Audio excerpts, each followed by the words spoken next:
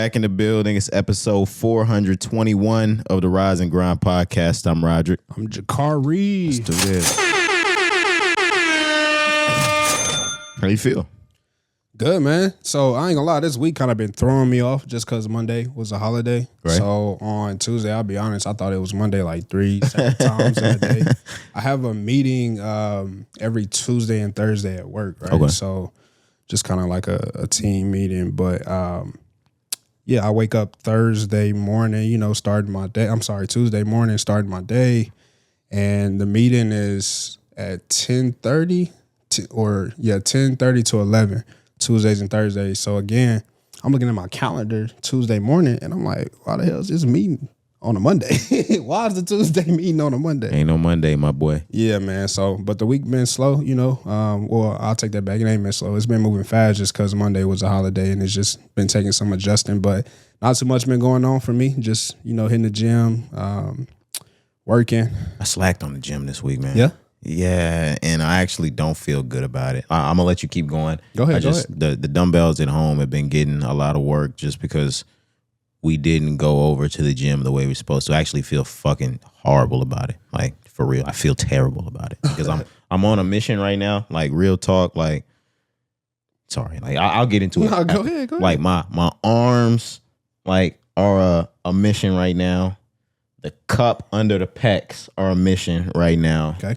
The two abs, like the bottom two abs in the six pack are a mission right now. Okay. So I feel like I've got a whole plan, spoke with the guys or training that I needed to at the gym to kind of build all right, we'll exercise this, what that. Looked up, did some research on the supplements, how much this, should I be loading, should I not be loading, everything to kind of get everything in place. And it's one of those, you can miss, but you shouldn't be missing. You should be in the gym every day you say you're going to, because it's a part of building what you're trying to do right now. It's like a plan. Yeah, every day I'm not there, I feel like I'm subtracting from the goal. Yeah, I feel that. Yeah, that's why I feel bad. Yeah, Paul, you hear your boy trying to get summertime fine. Shut the fuck up. Shut the fuck up. Trying to get summertime. See, look, that's why you can't tell niggas your goals, man. Nah, I'm with it. I ain't gonna lie. I got a trip in August to Mexico, so I'm on the same type of time, and I'm trying to have my shirt off at the beach. Yeah. Every day I'm there. You know what I mean? So I'm right there with you. I was one of those in high school that would get the bird chest comments. So I finally, I know. Yeah. But I finally got past that in the older age. But now it's I see what I like there. Yeah. No. Let's go ahead and define it. I have a vision in my head. I've chat GPT. If this vision is feasible, guys. I ain't gonna lie, that chat's something different, man. I've been using it a lot for just things around the house. Me and you were talking about that recently. We're using a lot of water right now. We are draining the desert. I hope it's Dasani. Yeah. Yeah, just pour the Dasani on this shit, man. But yeah, we're using a lot of fucking water, Cari. Yeah, hope we using the most terrible water that we could use. The Aquafina and shit. Yeah, you know what I'm saying? Yeah, but go back to what you were saying. I was really just saying my week just been kind of fast, bro. Nothing really been going on. Like I said, just working, hitting the gym. So, I talked about the competition, the Muddy Dash last week, and how much that you would think it would have took a lot out of me, because again, at the end of the day, it was 7-8 mile count by the end of the day. And so I remember being there when I was with the bros. I'm like, bro, I ain't doing nothing for the rest of the week. I'm just going to relax, right? That's what I had in my mind. That's what I said when I left. But I left that day and worked out the next morning, the morning after that. I saw you in the gym this morning. In the morning after that. Yeah. You know what I mean? So I took a break on Wednesday. That picture that you probably talking about, that was an old picture. Okay, that UND posted. Okay, yeah, that wasn't. I worked out that day, but that was an old picture. But you didn't work out there. Yeah, okay. Yeah. But I finally took a break Wednesday. This morning, I didn't work out just because I needed a little break. But I'm right back at it. Thursday morning, Friday morning. Just trying to stay locked in, like you said, trying not to miss days, man, and really just take it to a new level. We about to be in a new month already, bro. We about to be 6 months through this year. Yeah, that is crazy. Come on, man. Damn. it's a good feeling, but at the same time, it's like, yo, six months ago by on you. And the thing is, January, it's like this binary thing that it feels like yesterday, and at the same time, it feels like a long fucking time ago. Yeah, like I don't know how to explain it, but like, you know what I mean? Yeah. Feels like you snapped your fingers, you're here in June, but if you think about everything that's happened since then, January was a long fucking time ago, Corey. Yeah, like obviously for me, my birthday, right? So yeah, I'm definitely feeling like you. Like I do feel like it was more recent, but at the same time, I'm like, no, it's been 6 months since my birthday. You know what I mean? So yeah, I feel like that all the time. But then, you know, you move into the summer. For you, you know, things summer break, your birthday coming up. We got all the homies' birthdays in June. Your sister birthday in June. We got baby showers coming up in June. Showers, baby births coming up this summer. Oh man, so like I'm looking forward to the summer, but I also feel like the summer gonna fly by too. I feel like we're gonna be at the holidays and shit, football season and shit before we know it. Yeah, and I love all of that, but at the same time, Corey, is there not a part of you that feels like very Truman Show-ish about all of it? Like, oh damn, like we're back here again, and we're gonna be here cutting the turkey in November again, and opening a box here in December, kind of sort of a sparkler in January, and then you look around again, it's gonna be next June. Then we're gonna have our shirts on again in fucking August. Then we're gonna be back carving and cutting a fucking turkey. Yeah, as an adult for sure. Yeah, I love it and I embrace it. Because I don't take any of that shit for granted. But there is a part of me that it feels very Matrixy. Yeah, no doubt. I'm right there with you, man. Definitely. I try to enjoy it as much as I can. But like I said, as an adult, we do so much. Life moves so fast. You go to work so much. You know what I mean? We have all these activities and hobbies that we do. It takes up a lot of time. We podding twice a week, spending 4-5 hours each time we in the studio, you know. So like, yeah, the days sometimes get jumbled, the months get jumbled, the weeks get jumbled. Have you ever seen one of those TV shows, and hopefully I accurately like articulate and depict this for the listenership and viewership, where it's just like a scene where somebody may be at their job working or passing out something, and it's like everything around them is moving so fast. Yeah. You see Christmas go by them. You see Valentine's Day go by them. You see the whole year. That's what fucking life feels like sometimes. But they're still. Yeah, you might just be typing right there on the keyboard, but the whole fucking year just, Yeah, I feel like that sometimes. Man, it's crazy you say that. I haven't watched it, but I was scrolling through Netflix the other day, and Click is on Netflix. I fucking love Click, man. And yeah, me and my lady were talking about it, but I don't know if I want to watch it just because that movie is heavy, you know? Like, that's what I told her. I was like, bro, it's just I love the movie. I've always loved the movie. I love Adam Sandler, right? But sometimes, like, I just don't want to watch that movie just because, bro, like, it's a heavy-ass doc. I will say that, like, for a comedy and an Adam Sandler movie, that movie does get heavy. And I will say, I didn't watch it for a very long time. I watched it as a kid, and I probably watched it for the first time when it came back on Netflix or on a different platform, but it was somewhere either at the end of last year or the beginning of this year that I watched it. Mm-hmm. And watching his relationship, like, and I don't want it to like mirror because it had nothing to do with me at all. Like, I don't want y'all to think it had to do with me. But like watching how this nigga treated his father, like, and his father passing on him, bro, I almost teared up watching Click, Cari, watching an Adam Sandler movie. So I know exactly what you mean. And like the movie's funny, but it's like, shit, that shit will pull on your emotions. Yeah, man. And I think, again, that's just us being older, being adults, you know, even if it don't relate to you necessarily or directly, it's just, like you said, a tearjerker. It pulls on your heartstrings, like, regardless, you know what I mean? So, yeah, it's just, for me, when I saw it, although I love the movie, like I said, I was like, probably gonna let this one go by and not watch Click this time around, but we'll see, man. Have you been watching anything new on Netflix, though? New. No, I want to start. There's a new show called Nemesis. Yeah, I've been hearing about that. It's written by the same writers as the Power series, Courtney Kemp. So I'm gonna get into that. And there's another one that has the mom from Love and Basketball that just started, and it's some sort of thriller that's brand new. I want to get into that. The only other thing that is new that I've been watching on there is Pop Culture Jeopardy. They've got me in a fucking chokehold right now. Like, I've always been a Jeopardy guy because I've always been like very entertained by knowledgeable things. Yeah. But yeah, I really enjoy that. It's pop culture is more our style than regular, like Ken Jennings, Alex Trebek, Jeopardy. Colin Jost from SNL is the host. It's fire. I fuck with it. There's a doc called The Crash on Netflix. I've heard of it. I haven't seen it though. Watch it, bro. Wait. Have I seen it? What's this one? It just came out. Yes, but I might have seen this one. What is it about? 3 teenagers.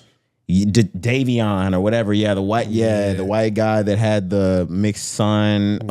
Yeah. I have seen that. Okay. Yes, I have seen that. Ooh-wee. A tough fucking doc to watch. A tough doc, but a really good doc. Yeah. Like a really good doc. I was like, shit. And it was one that my lady just kind of put on random. And nigga, we were glued to the TV. Yeah, my girl, she falls victim to like a lot of Facebook shit. I be telling her to get the fuck off Facebook. Yeah. But she was like, oh my God, everybody on Facebook is talking about the crash. So you actually reminded me. I have seen that. Yeah, it's a tough watch. Yeah. It's good though. There's another show. I don't know if it's like worst ex ever or worst something. Yeah, I haven't seen it, but I've seen it on the platform. Yeah, I haven't gotten all the way through that. I've probably gotten to episode 2, but check episode 1 out. It's almost on some Dateline NBC shit. Holy shit, that's just about as rough as The Crash, if not rougher. So I saw that it was like you said, episodic. Is that the word? Yeah. So.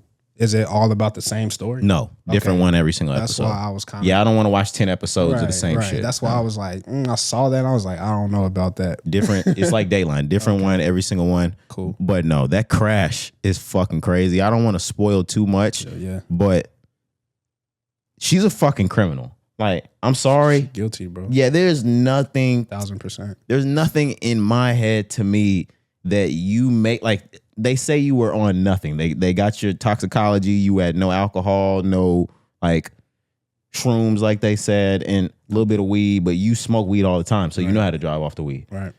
You turn that corner perfectly and never let the fuck up off the brake after that.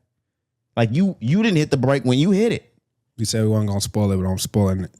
100 miles per hour into a brick wall, bro. You know what I'm saying? Like, be for real. Cari, they said she had her foot. Flooring it. Yes. Listen to this, Pi, because now you spoiled it with spoiler alert. Like, we're here now. They said that she had her foot on the gas at 100%. Listen, I'm not done. Think about that. That is foot all the way on the pedal. Like fuck up your transmission down on the pedal. Facts. For 6 whole seconds. Imagine pedal to the metal and counting 1 Mississippi, 2 Mississippi, 3 Mississippi, 4 Mississippi, 5 Mississippi, 6. You pedaled to the metal for 6 seconds?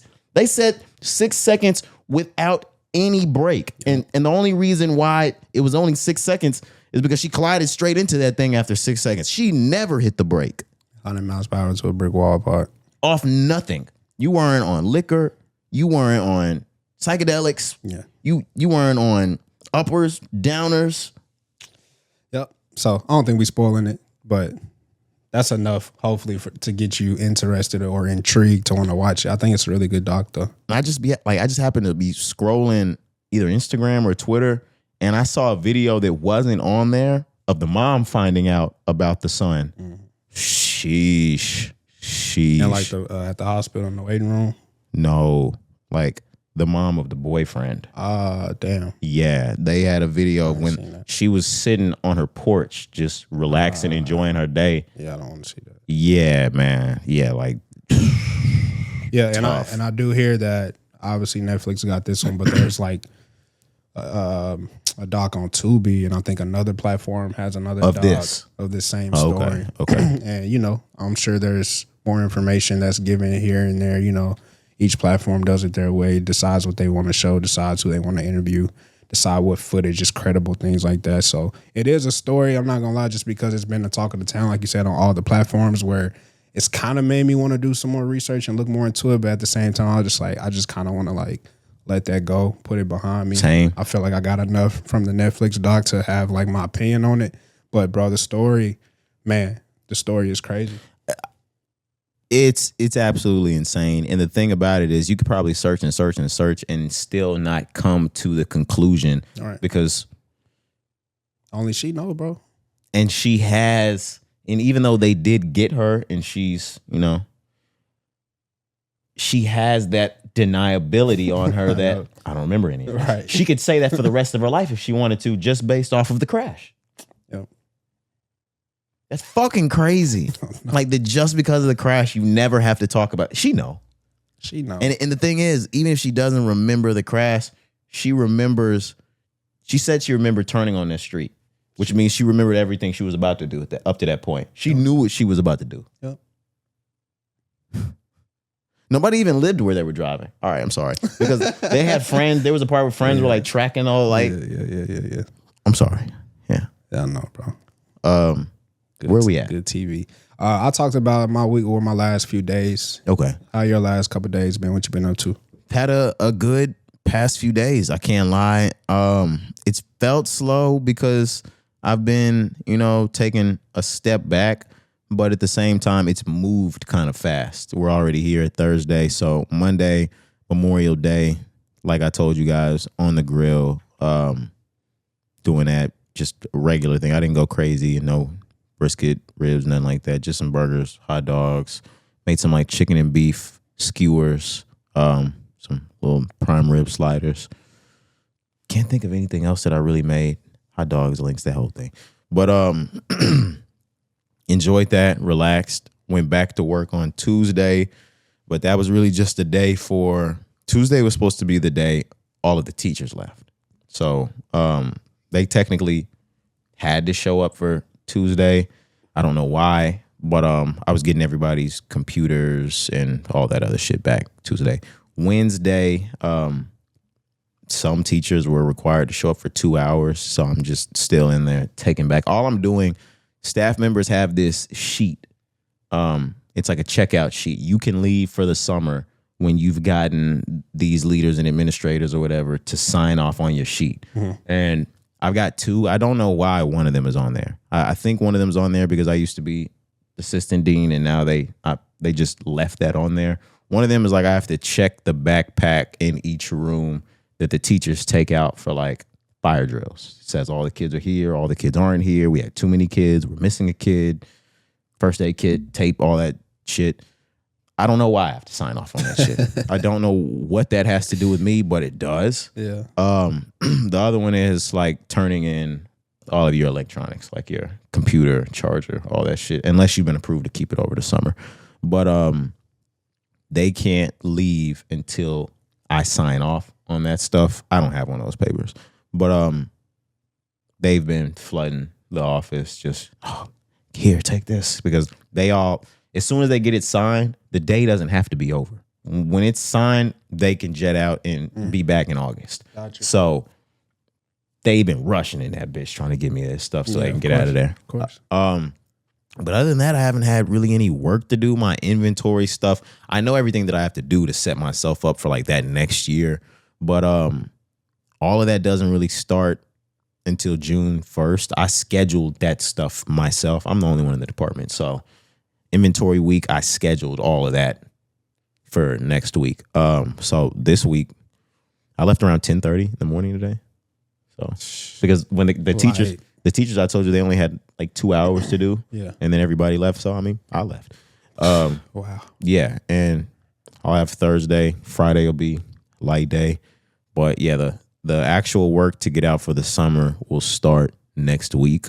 I'm also waiting on some other stuff that I actually take care of today. Like that's nice. That's today. Nice. But yeah, I'm powering through this week. I can't wait for the weekend. I don't even know if I have plans for this weekend, but I'm ready for the week to be up. Not gonna lie. Yeah, I was gonna ask on Monday. I know you said you were grilling and things. It stormed again on Monday. Did that interrupt your grilling? God be the glory. I got out and started grilling maybe somewhere around 11:30 and 12:30, and I hadn't grilled since maybe November or Christmas. I made a brisket for the fam. So I don't think I've grilled since Christmas. So I turned on my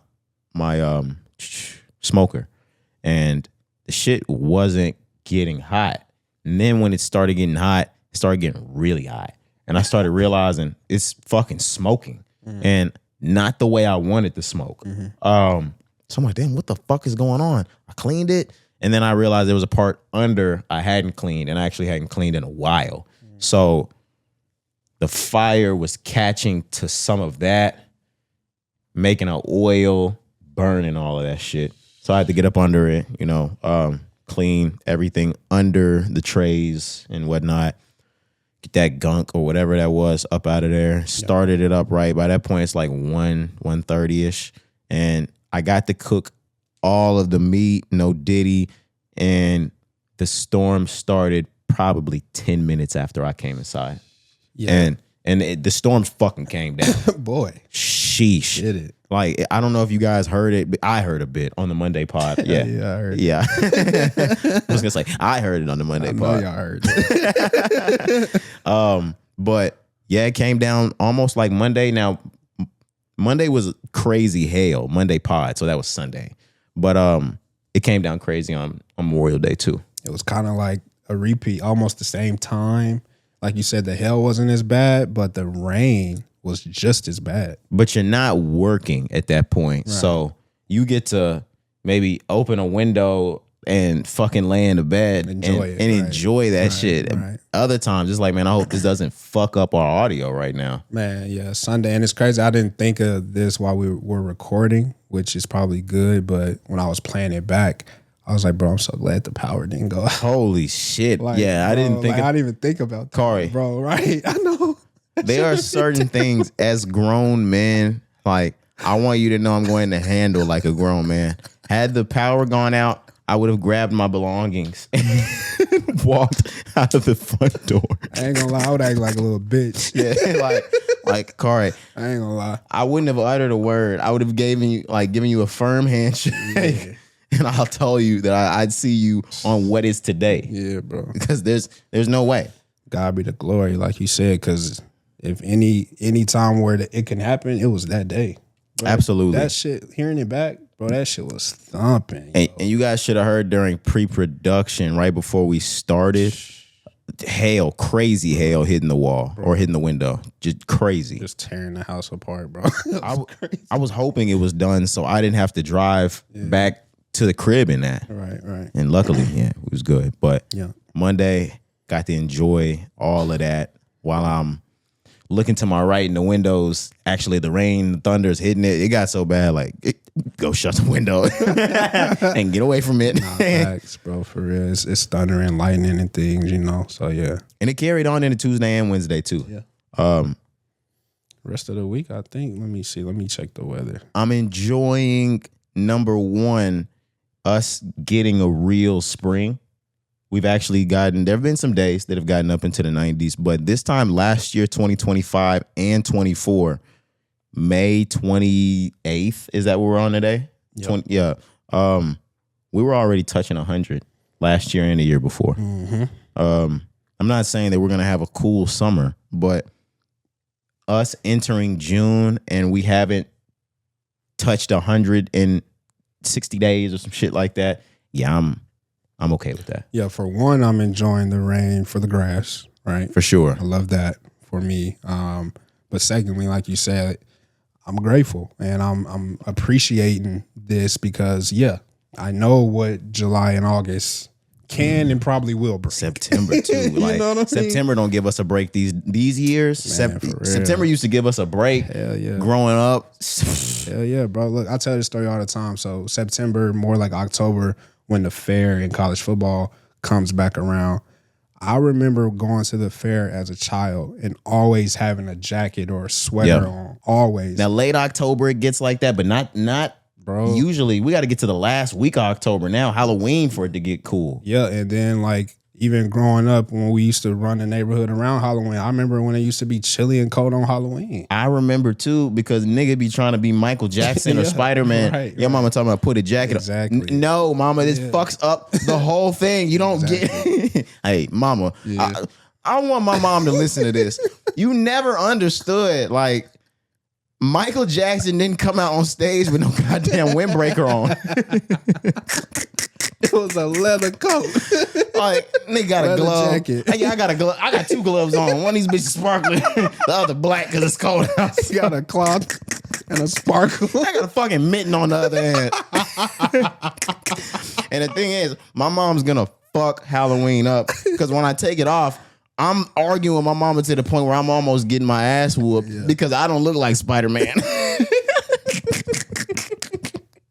Like, mama, shit. Spider-Man didn't even wear this fucking coat. And my mama making me zip it up too. Like, nobody knows who the fuck I am anymore. Facts. Oh, man. Wow. No, I'm glad you brought that up because I've been waiting to get that frustration out. Nah, good times, man. We was definitely running the neighborhoods, bro, like little rascals. Absolutely. But yeah, bro, good times. Going back to what we were saying, I'm looking at our weather now.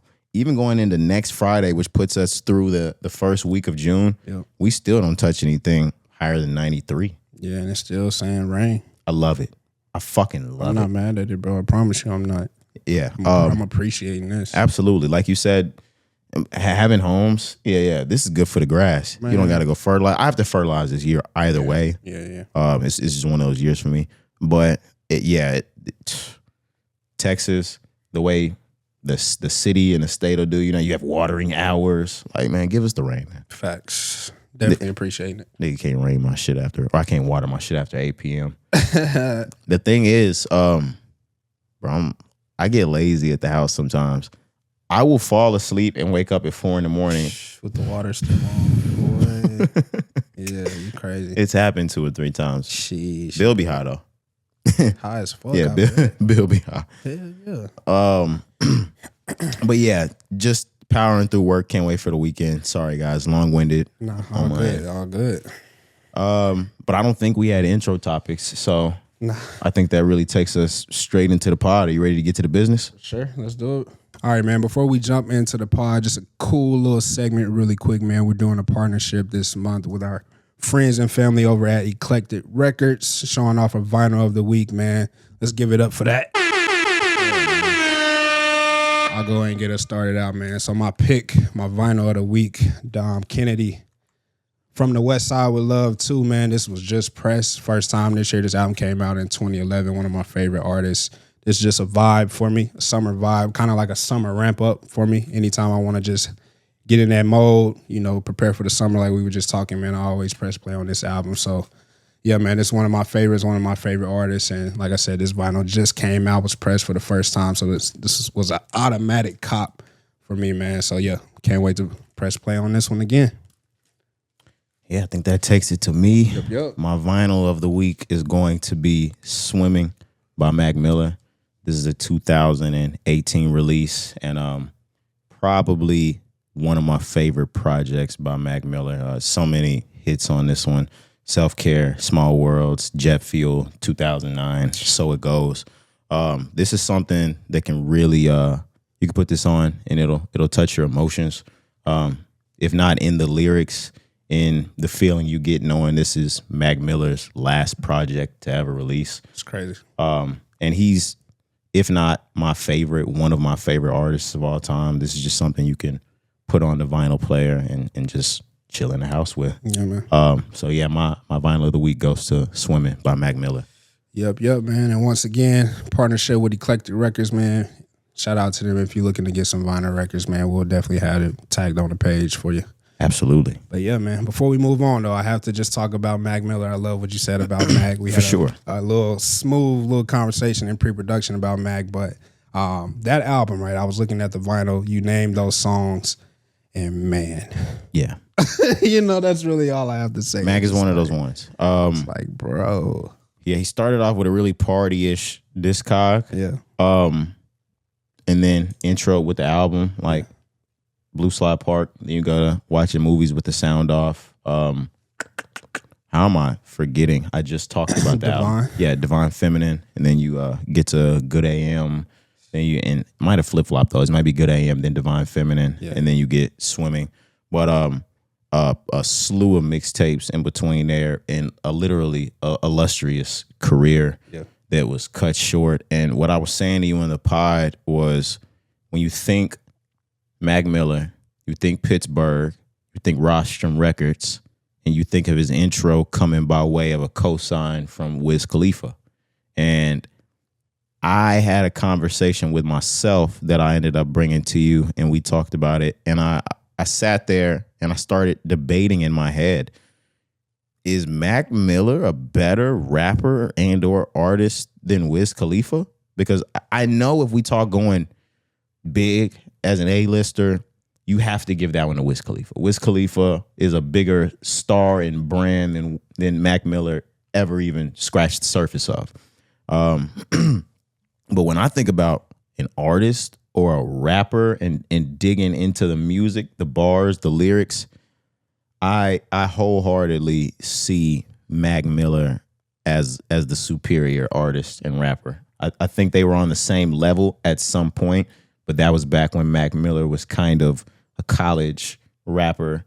I think Mac Miller got a lot of criticism for being that kind of artist. Yeah. Went to a dark place, came out a superhero. And I don't think Wiz Khalifa ever went through that phase, whether he needed to or went on it on his own. Right. I don't think he ever went through that phase of becoming or feeling the need to become an elite artist the way that Mac did, and then Mac kind of just surpassed it. Yeah, I think you described it perfectly, and I'll add to it and say that there was never really a low for Wiz. Wiz, hit the ground running, cushion orange juice, rolling papers. I think he did 100, almost 200 first week. You had Black and Yellow, damn near one of the best songs in the world at the time. Mm-hmm. So yeah, I just don't think there was ever a low for Wiz, and that's why he was able to, like I said, hit the ground running and never stop. He became the icon that he is still to this day. For Mac Miller, like you said, there were lows, there were criticism. His comparison at the time was Asher Roth. It was. You know what I mean? That sounds funny thinking about it now. I know. But it really was. That was his comparison, and that's who, in a sense, like you said, being a college rapper, that's what people were thinking of him. So he hit a low and came out of that hole. And like you said, really showed his talent, really showed why he was one of the, greatest artists that we had for the 2010s, the blog era, the backpack era, whatever you want to call it. And unfortunately, it was cut short. But I think his catalog, his body of work, going back to the original conversation that we were having or that you brought to me, I couldn't agree more if you want to talk about just true artistry, even from a rapper level. Mac was better than Wiz in that aspect. You know what I mean? And of course, Wiz was the bigger star. Wiz had more of the push and backing behind him. But I think Mac showed over time why he was the better artist. And still to this day, playing the music back, you and I were talking about Divine Feminine. You mentioned that one. You were like, I got to press play on that one just because of how incredible and great that project is. So, it's great. Yeah, I just wanted to, mention that. Like I said, we had a brief conversation. It really made me think, like, although we love Wiz, show love to Wiz, just the last episode, talked him up super high and always will, still is a legend, in his time, still somebody that really shaped our childhoods, right? I'm never going to, like, discredit him in that aspect. But if we are comparing him and Mac coming out of Pittsburgh, coming from Rostrum Records to start out, I think Mac, had a better path and showing like his true artistry and his true like rap form. Yeah, I definitely agree with you. Yeah. Just last question. Do you have a favorite Mac project? Be that mixtape or album? Probably mixtape. Maybe Kids, bro. Okay. I don't know though. I've never really been asked that question. I do love Swimming though. I ain't gonna lie. Although I know that was the last project of his, but I don't know. I don't know if I'm ready to answer that. Okay. I would have to go back and look at the catalog. Let me try to do that really quick. Yeah, I'm trying to do the same right now, even though I'm pretty sure I have a solid answer of what mine is. Best day ever. Kids for me is the best project. The lyrics mixed with the nostalgia. Like, I'll add the nostalgia as part of the reason why I call it my favorite. Because if we're talking the strongest mixtape or project I say he has lyrically, it's Faces. Faces is one of the best mixtapes I've ever heard in my entire life. I Love Life, Thank You. Those three are like that one too, it for me. And honorable mention, I got to go like Macadelic, but I've always been a mixtape Mac Miller guy over the album Mac Miller. Same. I like his albums, but they started getting really, really good around Good AM. Like that's when Mac started turning the fuck up. Yeah. Watching movies was good. Blue Slide Park was good, but all of his mixtapes from the beginning, besides Mackin' Ain't Easy, or the High Life. I like the High Life too, but Mackin' Ain't Easy and the High Life are the only mixtapes I would consider of his that are not elite. Every single other mixtape of his is elite. Yeah, I'm looking at Kids. I'll probably stick with Kids, bro. I'm looking at songs like Outside, Senior Skip Day. I'm just remembering us like rapping this as teenagers and watching the videos. I remember us watching the videos. Kool-Aid and Frozen Pizza. I can see that video in my head. Good Evening, Knock Knock. Like I'm remembering. So you said it last episode when you said you were like an evangelist for Mac Miller, right? For sure. And so I'm remembering these times where we're young, we're starting to really get heavy into this rap shit. We're finding out who our favorite artists are, right? And for me at the time, it's Cole. For you at the time, it's Mac Miller. We're butting heads, going back and forth.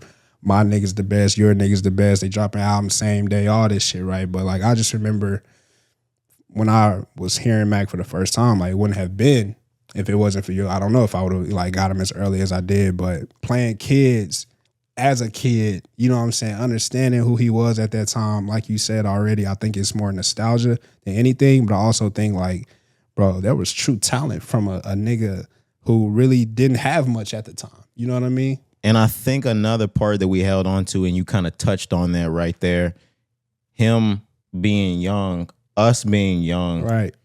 He lived the life, because at this point, he had either just graduated high school or was still in high school. I think he was like senior. Yeah. Right? So yeah, senior Skip Day, or like you said, just graduated. So for us as 8th graders going into our freshman year of high school, yeah, he lived the cool ass lifestyle of a high schooler that you wanted to live, that you wish your parents weren't so strict, so you could be that fucking guy. Like, exactly. I can remember the video Senior Skip Day of him rolling through the grocery store with all this. Like, I wanted to be that nigga. Besides the white part, besides the Jewish part. Facts. But no, that's another reason, like you said, that I said the nostalgia part, because I could say Faces is a better album lyrically than this one, or mixtape than this one, but the nostalgia of this being 15 years ago or 16 years ago, and remembering what it was like back then, remembering how close we were, remembering how close we were in age, how, like, and remembering how we wanted to emulate that loose, carefree, middle fingers up, high schooler ass lifestyle. And that all goes into why we enjoyed this project so much. It was low key like a high school fuck you. Facts. And at the same time, everything we just said about Mac, said the same shit about Wiz Khalifa. Absolutely. You know what I mean? So like, Wiz Khalifa, it's all one and the same there. Wiz Khalifa with the joint rolled up, puffing the joint, the patch in the hair was a nightmare to parents back then. Yes, and he was the middle finger up. That was even as a middle schooler. Like, facts, bro. Oh yeah, we were in middle school when that was going on. Yeah, and I might have said this last part, or we at least said it to each other. I could remember being in 8th and 9th grade, and other friends are getting tickets to the Wiz Khalifa shows, and we're not getting tickets to that shit yet. We're not able to go to these shows yet. And they're coming back and they're like, oh my God, they were passing joints like back and forth just at the concert. I'm like, in my head, I'm like, weed's illegal. You can't do that. What do I fucking know, right? Yeah.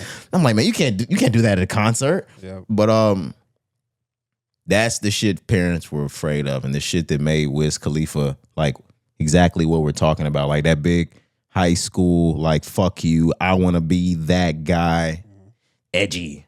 Yeah, that's what them niggas were. I'm glad. Go ahead, my bad. I was gonna say those. If you look back now, those were high school pothead burnouts, and I'm glad we were not those niggas. Yeah. we still had enough, sense to know like, yeah, we can have some fun, but we still gotta graduate. Yeah, like I know niggas like Wiz Khalifa. And they didn't end up rapping. Facts. Like, I'm glad I wasn't that. Or graduating. Yeah. Was in that library making up so many hours just to not graduate. Nigga.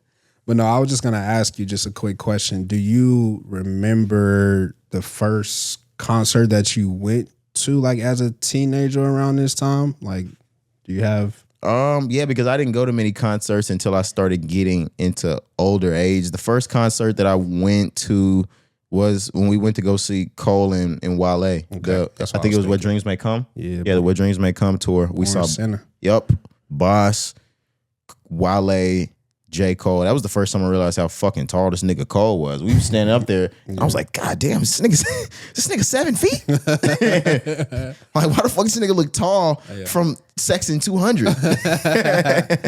Facts. Yeah, I was. That was gonna be the first for me as well, but I didn't know if you had went to another one. I did go to a Young Money show. Remember, because I always tell the story, like, that's when Drake was hurt. On the wheelchair or the crutches. He didn't show. Okay. Yeah, but, like, Wayne got on the stage and, like, mentioned, like, yeah, Drizzy was supposed to be here, but his knee hurt type shit. So, I think Soulja Boy was there. There's a couple more people I can't really remember, but that was one of my first ones. I think that was, like, 7th grade, that Young Money tour. Of course, I saw Usher, Kanye, but that was, like, 3rd, 4th grade. Yeah. 3rd, 4th grade, something like that. Or whenever Dropout came out, it was probably like 2nd grade. Yeah, but definitely the Born Sinner tour, like you mentioned, that was the first one, like 2012, whatever it was. Even today at 28, that's probably one of the best concerts I've ever been to. Yeah, that shit was fire. Yeah, that was a fire concert.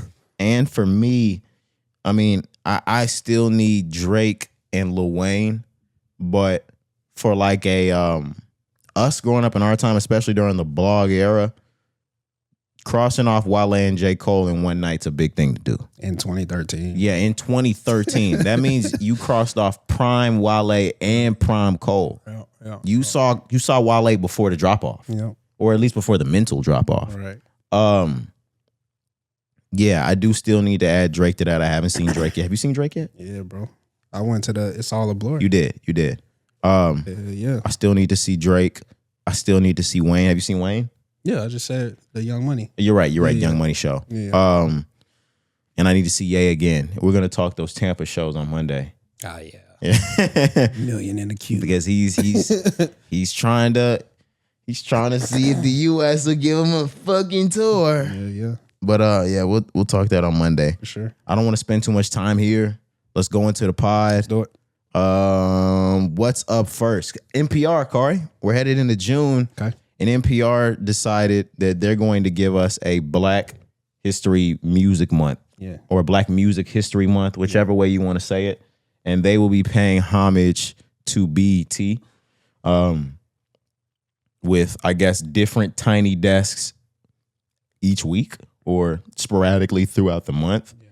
I saw Bow Wow on there for sure, but I know there's some others that are slated to do Tiny Desk performances, but this is all wrapped around June, Black History Music Month, and Tiny Desk. And the BET Awards, like you mentioned. Yes, right? BET Awards, yes. Yeah, but Bow Wow is on the list. I see Floetry, Fred Hammond, Eve, The Paradox, Ira Star, Joe. That's going to be nice. Joe is going to be great. Shabuzi.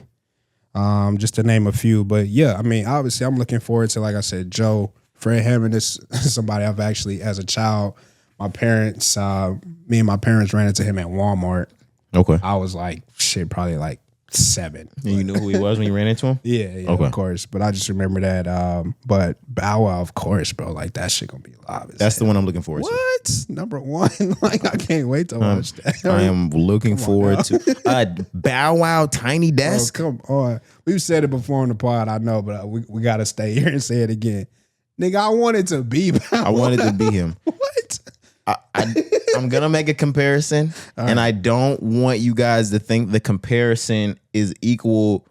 Like, it's not equivalent. The level of artists aren't equivalent, guys. Okay? I want y'all to know that. One artist is clearly way better than the other artist, but I want to make a comparison because I think it actually is a bit accurate. Okay.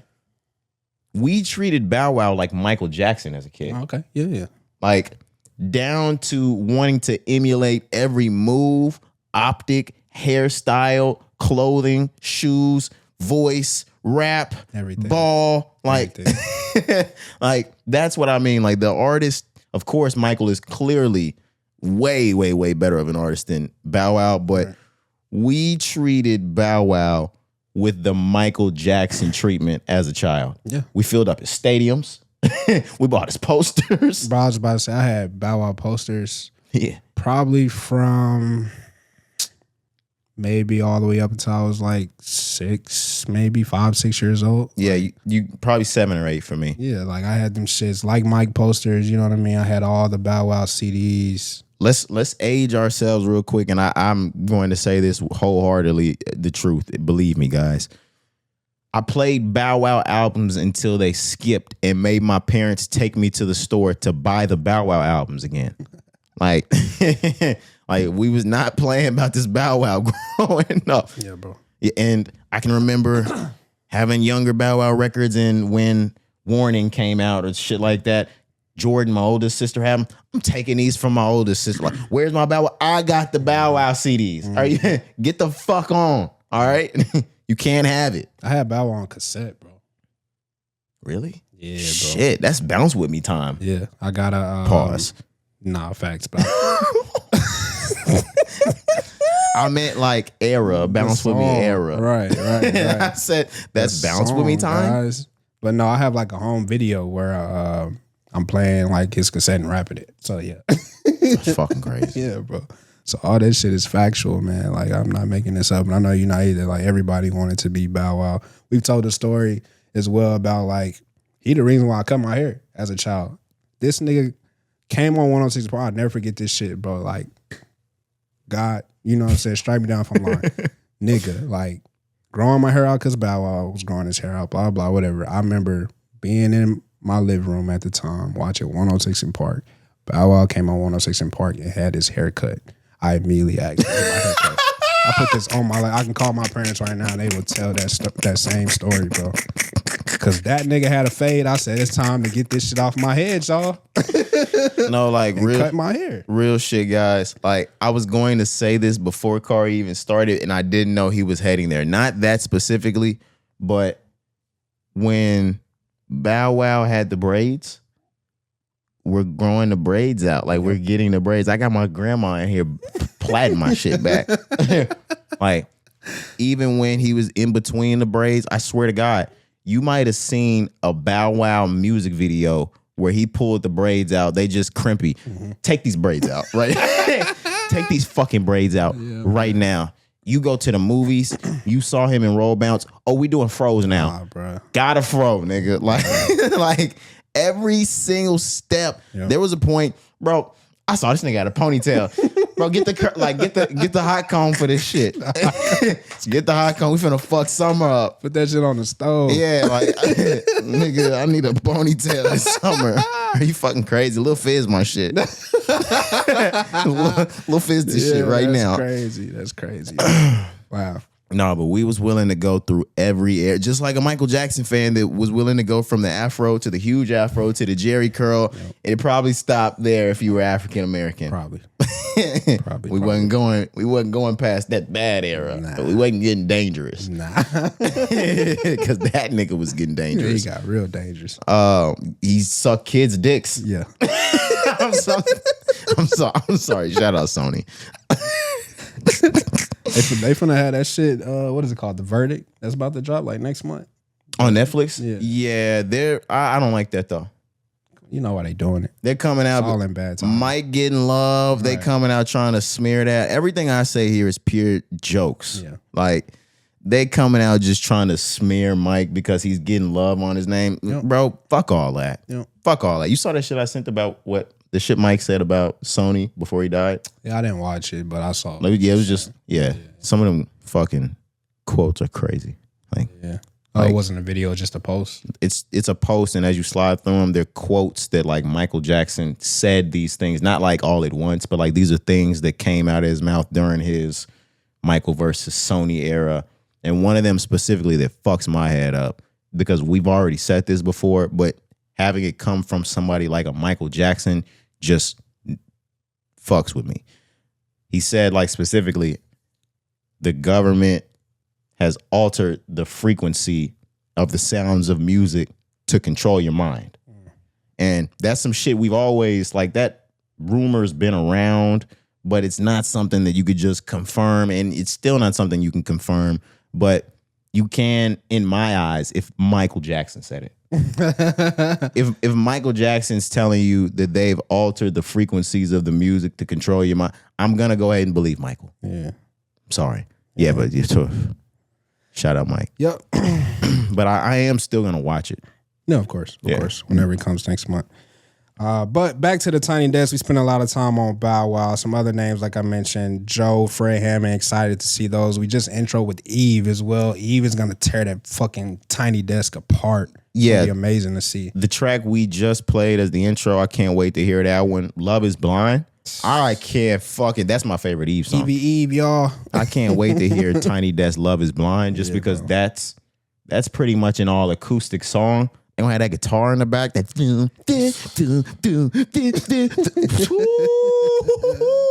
all right. Yeah, bro. Yeah, Flowetry, that's gonna be amazing. Yeah, man. This whole thing is gonna be fucking great. Yeah, I like this. This is dope. For one, you know, the homage, obviously, but I think more people should do Tiny Desk, old stars, legends, but even like newer people. You know what I mean? Like I want to see my favorites and up and coming artists continue to do Tiny Desk. I always watch the Tiny Desk when they drop. This is something that I know it's June and they're honoring BET for the BET Awards, but this is something that I wouldn't mind and would love to see each February.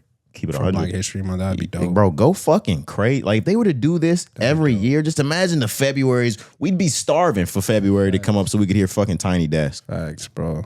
Yeah, that would be legendary. I know they still got artists and album rollouts that they have to take care of, that they do that as well. But yeah, if y'all can do that, yeah, I would fuck with that. That'd be tough. Yeah. But I don't really have any more for that one. You want to move on? Yeah, let's do it.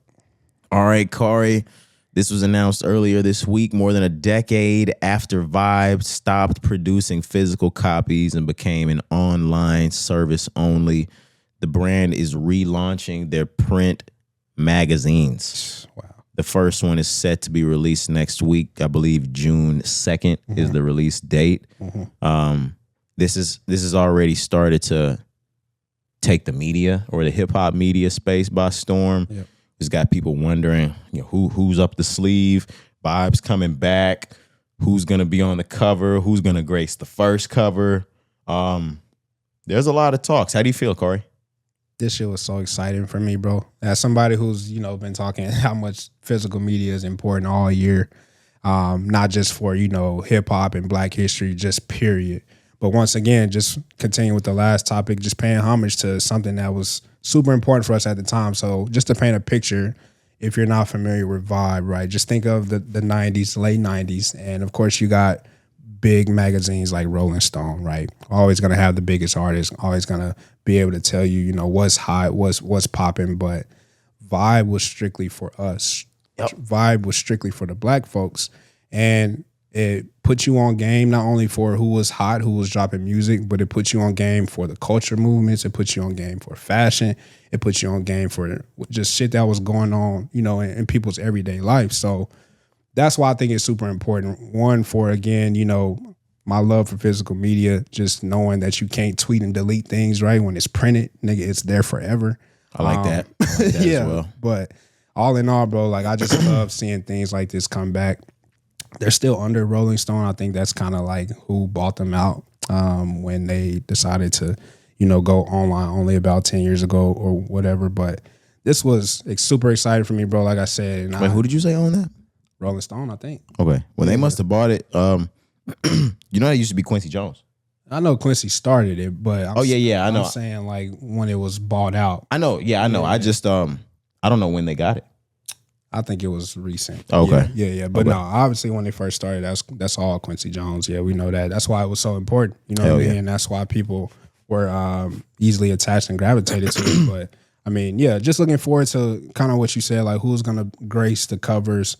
You know, how many are they actually going to print? Because I think they said they were going to do it limited at first, just to I guess quarterly or something. Yeah, you know, and I understand. You know, it's you got to kind of ease the people into this. See, you know, if people really going to adjust to it because we're so used to digital, right? Everybody loves digital format. Everybody loves to be able to just pull shit up on their phone, just because that's what we've been accustomed to this decade. But again, I'm somebody that truly loves physical shit, bro. Like, I've been looking for magazines. I've been looking for my parents' old magazines. I think that's why this is gonna win.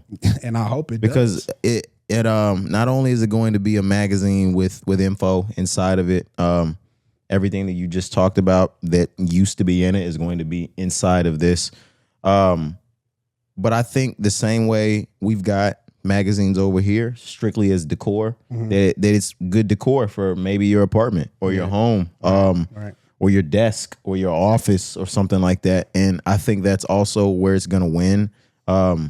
I think that's the same thing as there's so many people that are picking up vinyls nowadays that have no fucking vinyl player. Exactly. I honestly think even seeing a surge in sales in the vinyl space helped bring this back. I didn't think about it that way. Yeah, just like you said, like physical media being widely accepted again and selling at a high a high level. Yeah, it's a wave right now. Yeah. Sure. Yeah. And I think this is one and the same in seeing print magazines come back. This is a risk though. And I want to see who's going to jump on this, because for this to succeed, they're going to need the biggest of the biggest of the biggest on these covers, on these editorials. They're going to need stories. Cari, like, and that's what I want to get back into. Like, I want to open this bitch and see some of the beef that I see on Twitter in some of these interviews in the magazine. Like, what I'm saying, say that shit, like, just like you said, say that shit here and you can't delete that motherfucker. Right, bro. Nigga, I heard, like, same shit. I can hear Drake verses, like, I forgot what song it is, and I heard the little homie talking Reckless and Vibe. Like, I saw the little homie talking Reckless and Vibe. Like, that's the shit that I want to get back to. Oh, nigga, you was talking crazy on Vibe, nigga? What the fuck, nigga? Like, Vibe magazine, shit, if this does well, you might see Source come back. Ebony, Jet, bring them all back, bro. Ebony, Jet, them Gen Xers are still keeping those alive. Maybe not to where like you pick one up at Walmart when you see it, but yeah, I know some older black ladies that are still getting that Ebony mailed to the house every single month, bro. So like I was just saying, more recently I've been kind of looking and hoping that Jet's different though. I'm listening. My people still had it, and I think my dad said he threw them shits away. Yeah, they used to be in like a storage unit. I think he said he threw them away. Cari, real talk. We talked about it because my grandma used to have so many, and then when I took over her home, I didn't see them. They're so old. I shit you not. I can remember one, like at least two of them. One of them is a Jet magazine back when Jet was still doing the big ones. It wasn't even the small. One of them was Ike and Tina together, bro, and the other one was of Jermaine and Hazel Gordy's wedding. I can see how fucking Jermaine's hair was curled up in an afro. Like, and these are shits that like I was so obsessed with this stuff as a kid growing up that I would just be fumbling through them every time I went over to my grandma's house. So I can see them in my head. But yeah, I remember that Jet, Jermaine Jackson, Hazel Gordy one like it was yesterday. I wish I could get my hands on that. Yeah, I gotta do some more looking. It's a few boxes like in the attic, and I think they may have some boxes at their crib, but I gotta find them shits. My mama used to have like a box full of them. Oh, bro, that's crazy. Yeah, man. Nah, that's crazy. Yeah, like it's gone. It's gone, bro. It's gone. Yeah. That's like something that gotta be framed, bro. That's crazy. Damn. But that's what I'm saying. That's why shit like this is important. But I want to stick to the point that you said, like, for this to work in today's time, we are gonna need the biggest artists in the world. You need Drake on the cover. To come to this, to do a shoot, to roll your album out, to sit down with these editorials and answer these questions and make it real, give it emotion, make us feel it. Don't just, do this shit for a look, but pay homage and really make this mean something, bro. This is also on the rappers too, because they can't be wishy-washy, flip-floppy, or bitches about it. They can't be bitches about it. And in that, I mean, Kendrick Lamar can't go do a cover for Vibe and be on the August edition, and Drake feels some type of way and never comes in and does a cover for Vibe. We can't. That's the shit that we can't do, because that's not the shit we did before. Nigga, you get yours, I get mine. That's what we can't have going on, because it won't succeed. But for it to succeed, Cari, you do need Kendrick on a cover. You do need Drake on one of these covers. You need you need Lotto on one of these covers. You need Cardi on one of these covers. Man. You need Don Toliver. Imagine that this year with his album. That's the type of shit we need to have in the tuck. Yes. And Cari, straight up, the same way, like I said, Lotto, those are the magazines back in the day that used to have the fashion tip on it, the women's sex tip inside.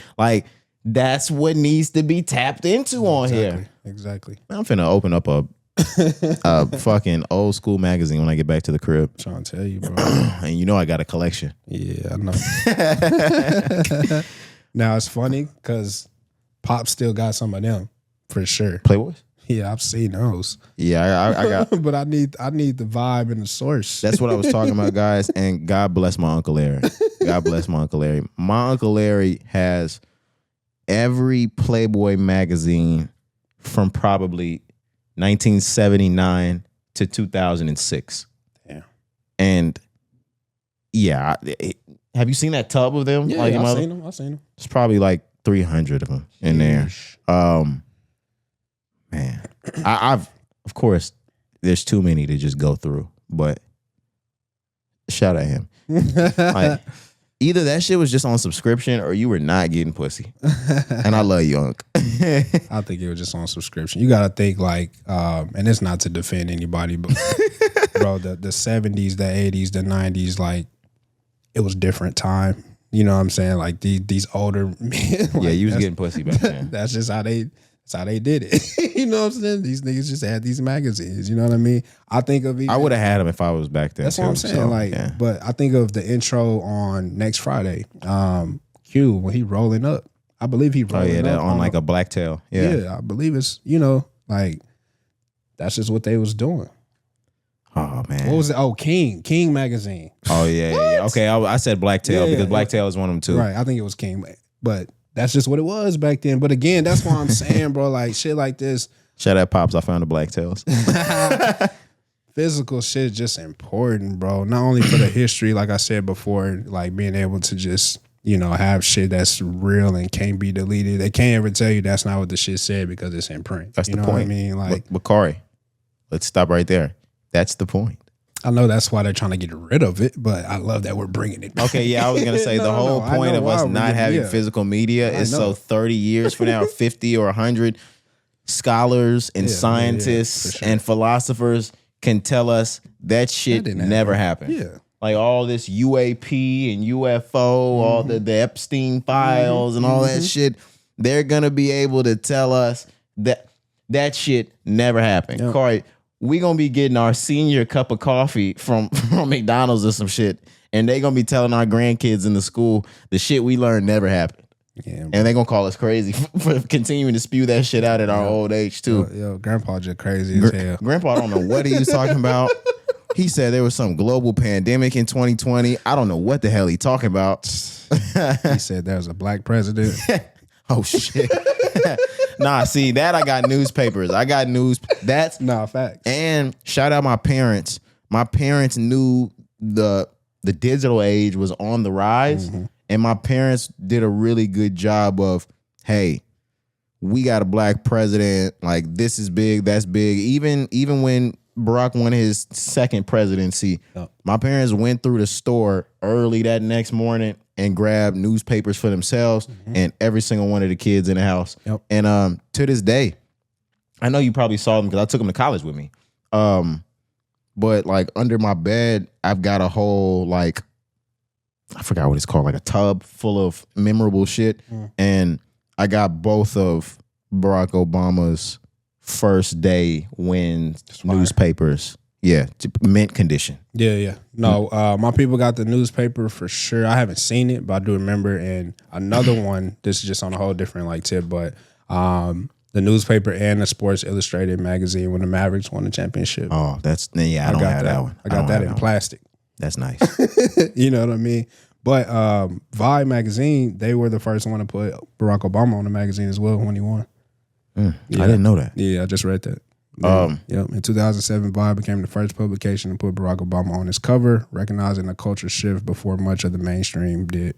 Oh yeah, that's fire. I can't wait for this, to be honest. Bro, that's fire. Super fire.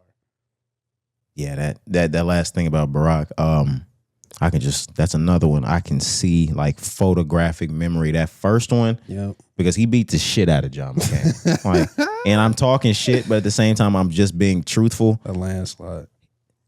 That's what the newspapers. I know. The newspaper says landslide victory, and then it has Barack's votes, and it has John McCain's. Like, and what were we? 11 or 12 or 11? You were probably 12. I was 11. Yeah, well, we watched it. Election 08, so probably 10 or 11. 11. Yeah, 11. Yeah.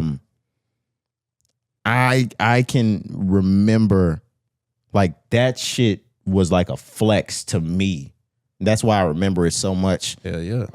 Nigga, not only President Black, Lambo Blue, first president, nigga, he washed that fuck nigga too. Like, God rest his soul, John McCain, for real, because he turned out to be like a good human being. And in this day and age, one of the most honorable politicians you could really even ask for. Yeah.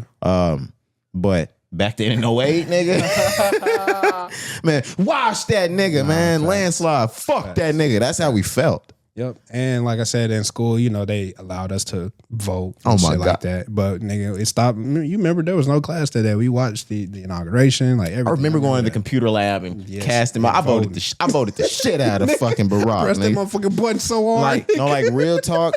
I know it meant absolutely nothing in there. But it was pride, bro. But that was pride. And like to this day, I know it wasn't legal, but you can't tell me I didn't vote for Barack Obama. Like real talk in my head then, now, like somebody would have to literally tap me on my shoulder. And of course it's real, but somebody would have to tap me on my shoulder while telling the story to be like, bro, that wasn't a real vote. And I'd be like, oh yeah, you're right. But every time I'm talking about it, nigga, my vote for Barack in that computer lab in 6th grade. Bro, at 11, that shit was everything. That shit was real as fuck. I could have wrote an essay on why I was voting for that nigga.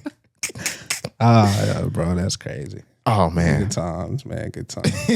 Shout out June, because he's where all of the benefits went.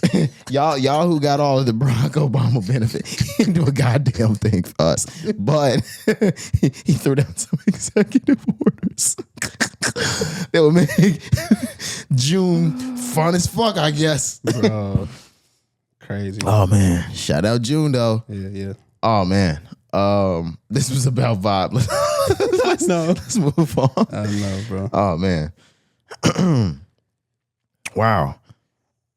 Friday, Corey. Let's get into Friday. Okay. I was just speaking my Ice Cube. That's crazy, yeah. Yeah, because we are finally in the year 2026, Corey, about to enter the final stages of pre-production and the beginning of filming for Ice Cube's Last Friday. Mm-hmm. We already know that this is going to be a Craig and Day Day thing. It's always been meant for it to be a Craig and Day Day thing, but we just now got some, either it's Extra or ET Entertainment Tonight. Yeah. Okay, yeah. Ice Cube and I believe Mike Epps as well. They sat down with ET and they kind of detailed as much or as best as they could what this new Friday film would be about. And I'm not gonna lie, Corey, I'm gonna watch it either way, but I like what they got going on. Yeah, they said it's gonna be about gentrification. in whatever neighborhood. I'm sure they're probably going to be still somewhere in California, right? I'm sure they're going to still be in that same neighborhood. Rancho Cucamonga? Not Rancho Cucamonga, but I'm sure they'll be back somewhere around either their apartment or that South Central LA area. Sure, for sure. Yeah, dealing with the area being gentrified.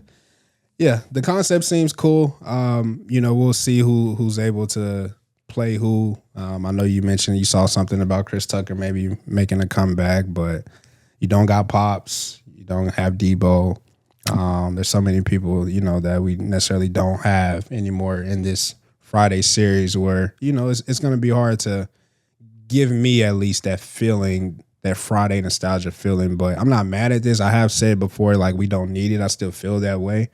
But if they move forward with this and it completes and it turns out to be a good movie, of course, I'm not going to hate on it. You got Aaron Magruder in house writing this whole thing with Ice Cube. Yeah, you so can say that. That does bring me a lot more confidence and confidence in perfecting this thing still in a spirit of John Witherspoon.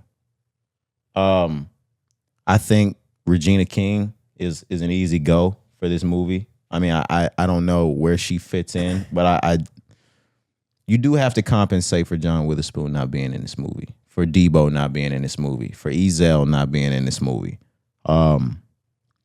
But I was able to watch Friday After Next, and even then that was, 2002? Something like that. I was able to watch Friday After Next, Cari, and over that entire period of time, it may not be the timeless classic that Friday is, but I do have that as my favorite Friday edition. So I don't really need Pops. Pops is going to be missing. Pops will be missing. But I don't really need anybody else. They've been able to get successful Fridays done, or at least Friday After Next, like I said, that I call my favorite, without everybody we just talked about besides Pops. And this sounds crazy. I don't think in 2026, knowing how old Pops would be, that you necessarily need him in the movie just outside of seeing his face in it. That's in my head what I'm thinking. Yeah, that's a good point. I don't think he probably would have had a big role even if he was here. I know what you're saying. And it's easy to play the Pops passed on type of thing. And they will. Yeah, I'm sure they will. Mom is still alive. Yeah. Like I said, Regina King is still alive.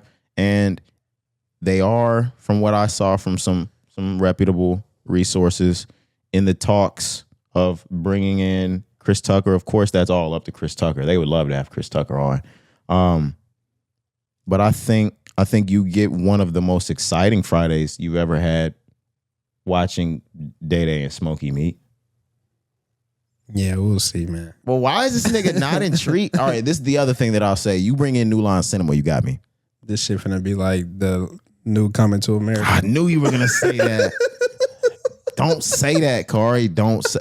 See, but that was also pandemic, and we weren't able to get a feature film box office feel out of it. That was Amazon Prime. They had to do what they could. It was COVID. The studios were closed. They had to use Rick Ross's house to. Come on, Cari. Yeah, they had to go as low budget as possible. Or you just didn't have to do it. But that's true. That's another story. But like, you didn't imagine Coming to America 2 in the works. Great plan. And then this pandemic hits. And in 2020, Cari, you had no idea when we were going to come out of that pandemic. We were thinking we'd still be in that shit today. You couldn't just not get work done anymore. Yeah, I know they couldn't stop or halt it, right, at the time because it was already in motion, right? They were already filming. It was already, but I mean, hindsight is 2020, bro. Last Friday, so you don't want this movie.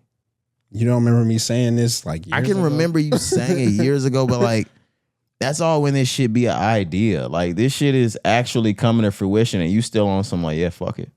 I'm cool on it, bro. But when it comes, I will watch it. And if it's great, I will enjoy it and I will give love. But I just don't think this is a necessary thing, bro. No, sir. Leave the franchise alone. You see all the hypotheticals that we're playing. Well, we don't need this person. Well, we still got this person. It's just like, bro, don't just leave it alone. That's cool. I'm gonna treat you like a Drake fan.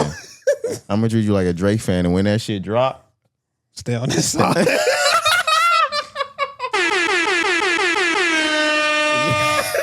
Yes, sir. I'm gonna treat your ass just like a Drake fan. When that shit drop, you stay over there, nigga. You stay on that Thursday shit, nigga. You stay on that Saturday shit, nigga. I don't want to see yo. I don't even want to see you on Friday. I don't want to hear from you. Don't message niggas on Friday. Facts, man. Facts. Okay. Like I don't want to see you took your girl. If your girl asks, you got to tell her no, nigga. You can't fucking go. That's crazy. She got to go with her parents. That's crazy. But I'm excited for this. Maybe it's just because I love the Friday series. I second the fact that we don't need it. But I love a good Mike Epps comedy too. Like I'm sorry. And them stepping into these old roles, you've been waiting 20 years for it to happen. Like let's fucking do it. It'll close that book. No more answer questions. What if we got a last Friday? It also could fuck everything up. That last part right there was what put it in my head. Like, I don't want niggas to. Cari, it has to be good. Like you just said, I don't give a fuck about Smokey and Day meeting up. They don't like each other. Chris Tucker don't like Mike Epps in real life, nigga. Yeah, I have heard that. You know what I'm saying? I've heard that. I've heard that like he ignores that nigga in real life. I don't need it, bro. But like it is what it is. I'm just, like you said, stay on my side with my bitch ass. Yep. Like that's fine. Yeah. You remember they were saying DC Young Fly and O'Shea Jr. Like, hey, come Cari, on, chill. Drewski. Like, No, bro, Cari. like, come on, Relax. y'all. Cari. For real. There's a reason why Ice Cube never took any of those instances seriously. Yeah. Okay. Even just this past year, they brought in like Cube's son and Chris Tucker's son to do like the Rams shit. Yeah, I've seen that. I don't need that. Yeah, no. DC Young Fly is upset than a bitch somewhere right now. Like, that was supposed to be his crowning achievement. Yep. You know what I'm saying? If DC, I'll say this, if DC goes through, like we've gone through this entire pre-production casting and we get to filming and DC Young Fly doesn't get the call, yeah, he's gonna cry. Like, tough. But I fuck with DC Young Fly. You want to see him in a movie? I don't want to see the movie. See, this is sorry. You're not even seeing the master plan. Oh like DC Young Fly, Smokey's son. This nigga made a pop. Yeah, like you're not even seeing this shit right now. New Line Cinemas, they gonna see it though. Yeah, whatever. Nigga. But I will say, like, and that's the last thing. This should be a New Line Cinema film. I'm pretty sure it will be. I need to see that little fucking the Cube. Yeah, the Cube vision as well. Vision, right. But I need to see the fucking tape roll, like the movie tape and the blue screen. Yeah, give me the old school bitch. Yeah. Y'all still bring it back for the Scream movies. Bring that shit back for this. Yeah. Other than that, no. I guess there's only one of us excited for the new Friday movie coming out. That's crazy. That's fucking crazy, man. And when this shit a classic.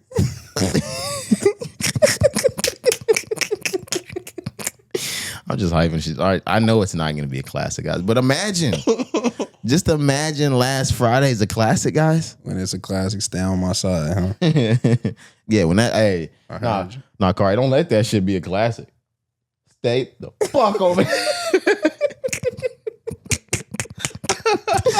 Stay the fuck over there. For sure.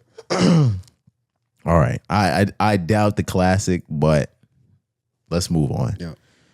The NBA playoffs is continuing to heat up, Cari. One, it heated all the way up. When we talk Eastern Conference Finals, you got to watch Cleveland and New York battle that thing out. New York swept.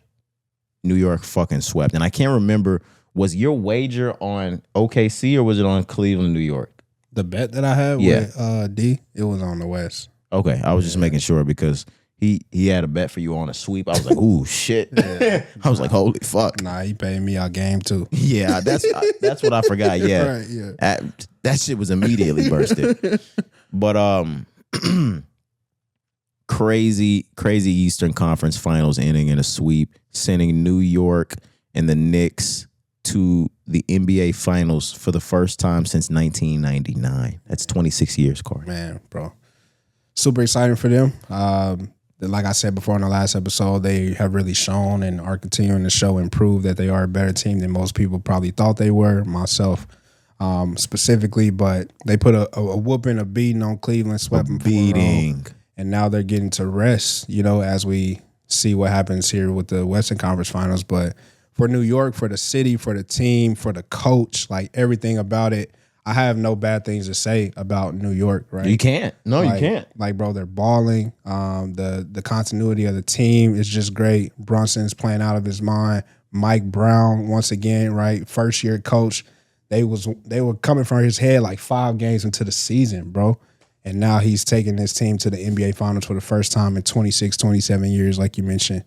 You just can't hate on it, man. It feels like an NBA rags to riches story. Like it feels like, and it's only right that it comes from New York. That feels like the grimy gutter mecca. Right. But yeah, I don't have anything bad to say about them at all. They played an incredible series in the Eastern Conference Finals. Nobody came into this thing thinking that it was going to be a 4-0 sweep by New York. I don't know anybody personally that thought that, or that thought it would have even been 3-1. I thought this would have been a dogfight of a series, but New York showed themselves to be way better than I thought. And I think even better than the Cavaliers thought. You saw that Game 4 post interview by James Harden. He ended it and said, like, I still think we're the better team. How? How, nigga? You went home. They showed you wasn't a better team. You went there. They showed you wasn't a better team. James the one to blame. Shit. Yeah. Yeah. All of it's a couple. I'm not just. It's not Donovan Mitchell's game to blame. Well, I don't think he performed as highly as he did in the other shits, but yeah, as he should have. But I can't put all the blame on him. It's more of James Harden, Mobley, Jared Allen. I'm blaming them niggas. Hey, they just quit. Honestly, you know what I mean? Like Cleveland as a whole, as a team, they just quit. And I think, like I said before, they quit after, losing game 1 when they were about 20. But truly in game 3 and game 4, them niggas just gave up. And it was horrible to watch. Like as a basketball fan, a fan of the sport, a fan of the NBA, happy for them. Truly gave up. Again, but them niggas gave up, bro. And to be completely honest, it's like you watched New York gain more energy and steam by watching these niggas give up. Like as these niggas start giving up, Anunoby start dunking harder. I'm like, oh shit. It was a bludgeon out there. Yeah, oh my God. Like just beating, brutal. A go the fuck home type of feeling. Facts, bro. Is it over type of feeling. Yeah. And the thing about it is, I don't know what it was about this series. I didn't turn these off. I stayed and watched y'all get y'all's asses beat. I turned game 4 off. I'm not watching that shit. I think I fell asleep and woke up and we were in like quarter 4 or some shit like that.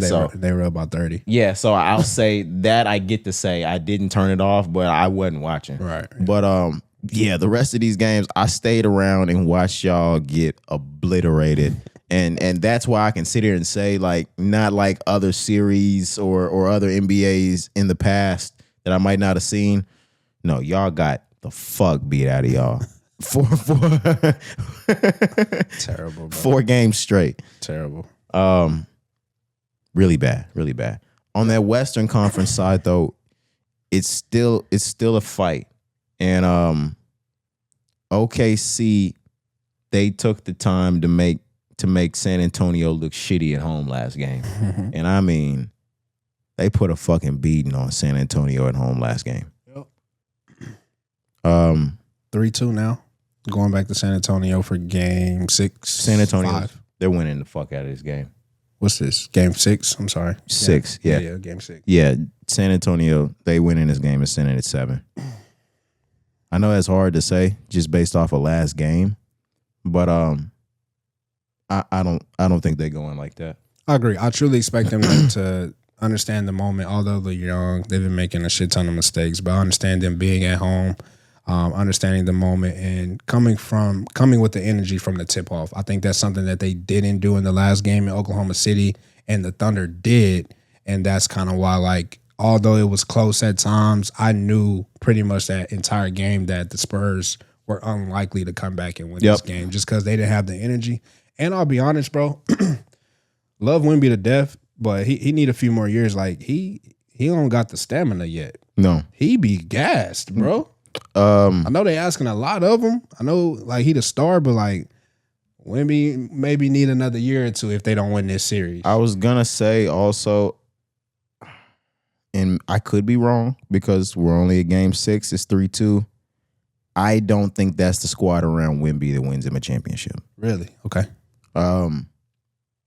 And I think it opens up, like the chances open up a little bit more next year and the year after, because we talked about how OKC is not going to get to stay the way they are. Yeah, that team's about to change very soon. Which I'll say, hats off to San Antonio for being able to keep up with this almost back-to-back championship squad. Like, them going this far with them and not getting bust. Like, this is the team, not skill-wise, but if we're just looking at championship team to the next one, this is the conference finals. You should have looked at somebody about to get swept. Yeah.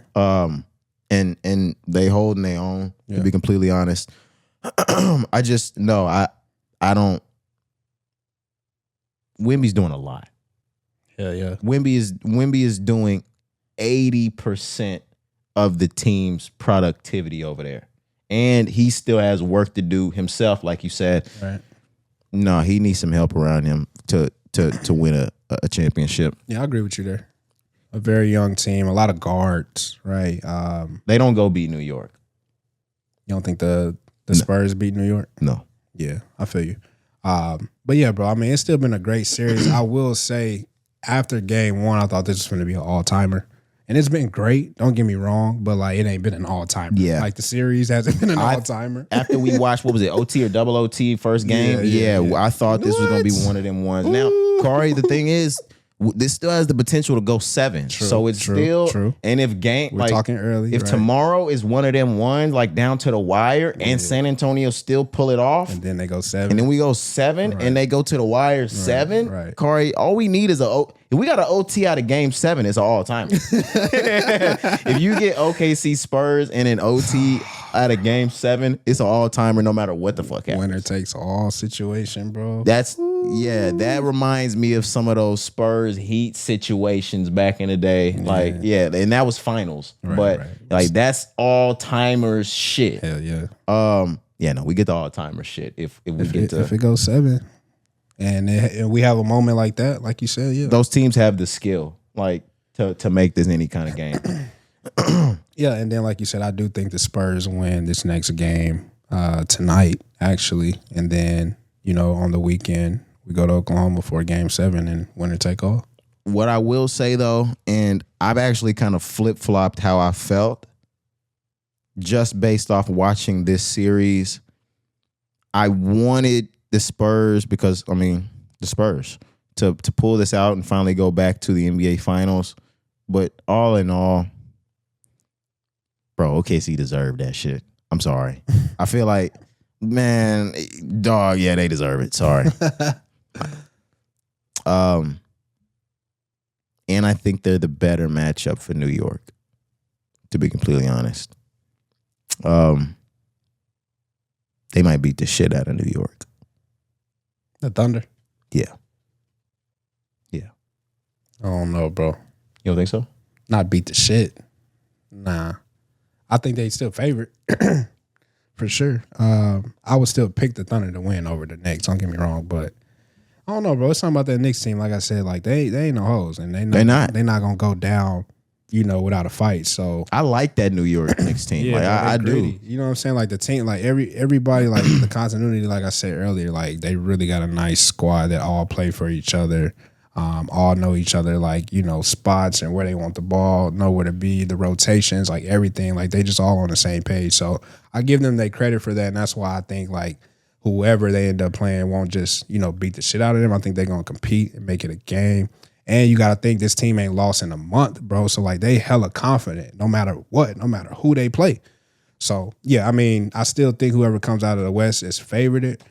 But New York ain't going to go down without a fight, bro. Okay. A lot of people picking New York to win, though. I heard Reggie the other day. I would love to see New York win. That'd be fucking crazy. But yeah, just watching OKC play and getting down to the same way New York, the same way I'm looking at New York, getting down to these games. We're in game 4, and I'm watching y'all smack these niggas. Like, I mean, they smacked OKC, not OKC. They smacked San Antonio.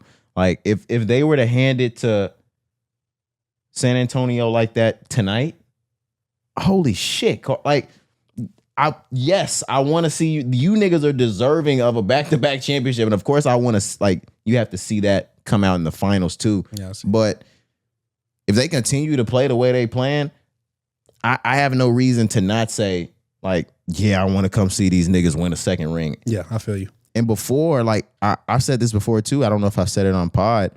I'm one of them niggas that, like, I haven't been the biggest SGA fan. Like, I haven't been the nigga that's like one of these 17-year-olds that's like, oh my God, he's the best player I've ever seen. I'm seeing that shit now though. Like, this nigga's ridiculous. Yeah, he's nice, bro. Yeah, he's nice. But Sure. yeah, no, I'm liking what I see out of OKC. Yeah. For real. I feel you. Let's move on. Let's stay, or we're not staying anything. We can stay where we watch sports. Hooters, Cari. Have we talked Hooters at all yet? No, we haven't. Okay, I know we didn't talk it on here. I just didn't know. I saw this headline come up, and I think I had this conversation with my girl. Hooters is rebranding as a family-friendly business. This comes on the heels of a bankruptcy from Hooters. Yeah. And they are revamping the entire company more based around family focus. We're doing away with the revealing uniforms for the waitresses and servers and hostesses. There's not going to be any more titties out. There's no more asses out. What? And we're moving to traditional restaurant uniforms. Yeah, so there's they're getting rid of all the body. Yes, yes. And this begs one question in my head for me. Just for me. And I don't know if it's for anybody else. I don't want to speak on anybody else. That is, what the fuck does Hooters plan on doing? Like, real shit. Like, and I've read a bit more, so I've got a bit more. I got an answer to the question in just a bit, but I want to explain what I mean by what the fuck is Hooters gonna do. Hooters, their entire brand is built on coming to see the ladies in skimpy skirts and shorts and shirts with the chests out so we can see the titties almost popping out of the shirt. Right. And then you're going to serve me some beers. I'm going to get drunk and then start ordering all the shit that you got because you got this nice lady with her titties out. Mm-hmm. Talking nice to me because I'm 6 beers in. Right. I don't know if Hooters knows their wings fucking suck. Their wings are fucking terrible. They used to be really, really good back in the day. Yeah. But they changed the recipe. And the sauce. And the sauce. Yeah. And they've been relying on strict titties the last 25 years. Like, or really 15 to 20 years. They just been relying on titties. I remember going as a child and that shit was hidden. Yeah. But I remember when I, like, back during the pandemic, I picked up a few of those, like, orders from there and got some shit from somebody for myself, like, while I was picking up for somebody else.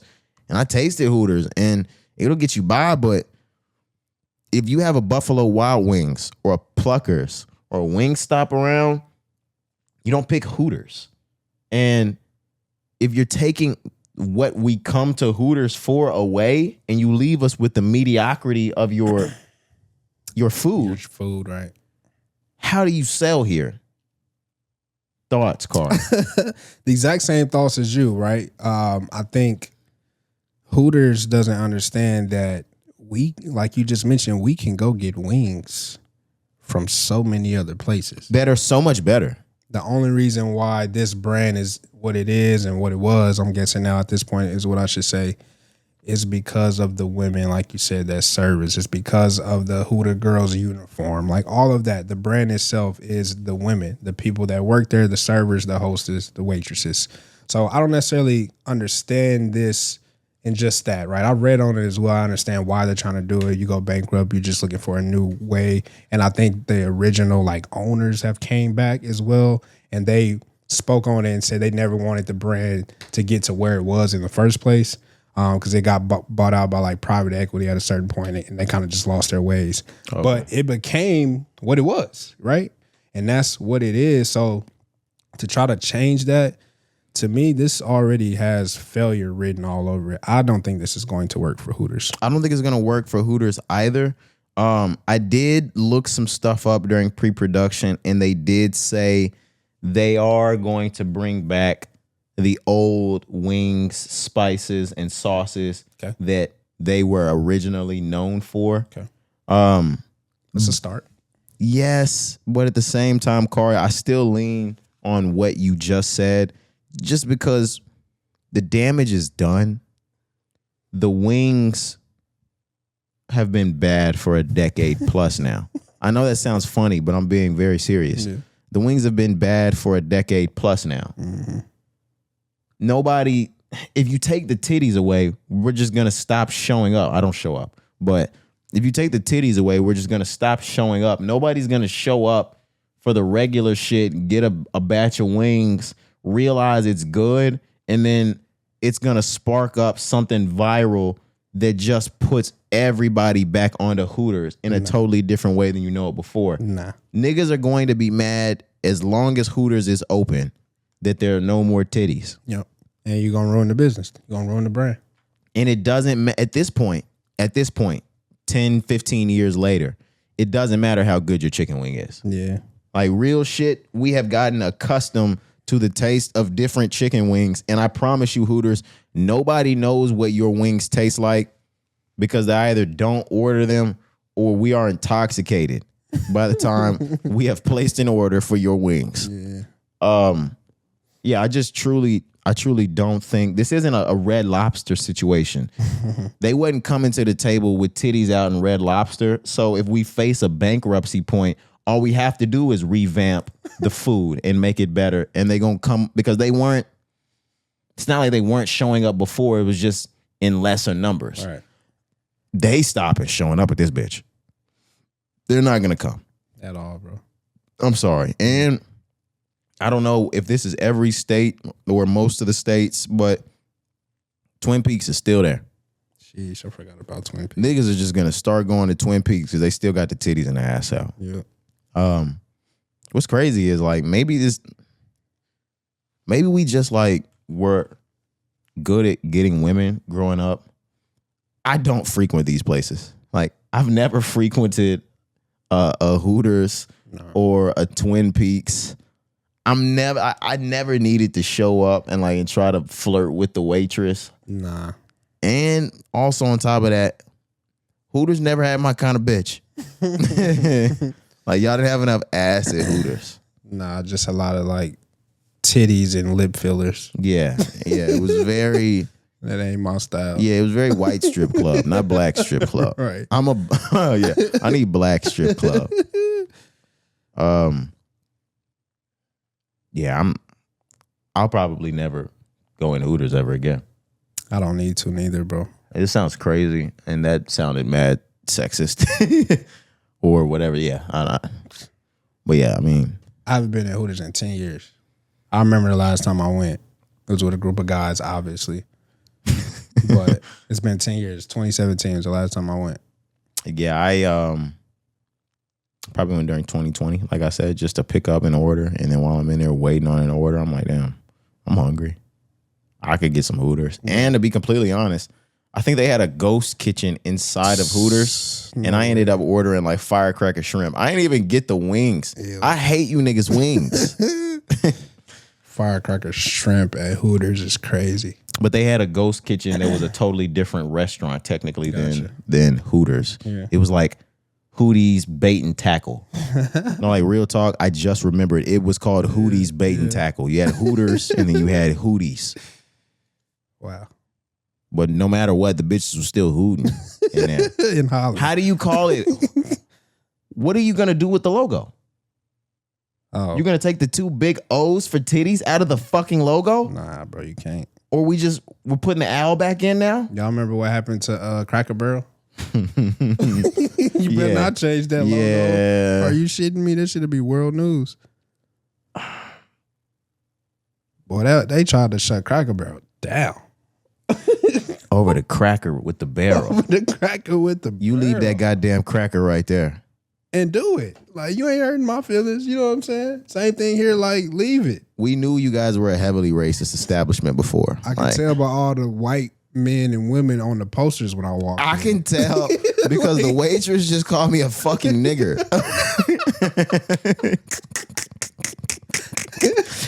But these pancakes is fire. Yeah, I can tell because they won't sell me anything out of this fucking store up in the front.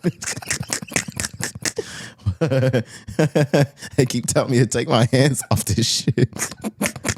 And I can tell by all the people who were outraged. Yeah, like what the fuck? It was all one specific group of people, guys. And that's fine. Yeah, that's cool. That's you know cool. What I'm saying? Like, y'all can have your shit. We knew. We only show up on days y'all don't come to Cracker Barrel anyway. Exactly. Y'all be there during the week, nigga. We come after church. Yeah, we be there on like a Saturday at 3. Nigga. Yeah. Away from y'all, not bothering y'all. You know what I'm saying? It's crazy. Yeah, they won't sell me nothing at that store though. I gotta go get that shit from the back. Oh man. Speaking of that just reminded me. I watched Life. And that shit is fucking hilarious. I'm thinking about that scene where these niggas really thought they was gonna get some food. They asked to get it out back. Get the fuck out. Get the fuck out. That's crazy. Yeah, bro. Niggas was hungry. Yeah, 35 miles. Sheesh. 35 miles to the next restaurant that serves blacks. Right. No, think about that though, Corey. Now think about you are fucking starving, Corey. Bro, I know. You are fucking starving, and you walk into a restaurant, you didn't see the sign that said no blacks. Not only do they hold a gun to you, they tell you the next restaurant that serves blacks is 35 miles away, Corey. That's an hour. Yep.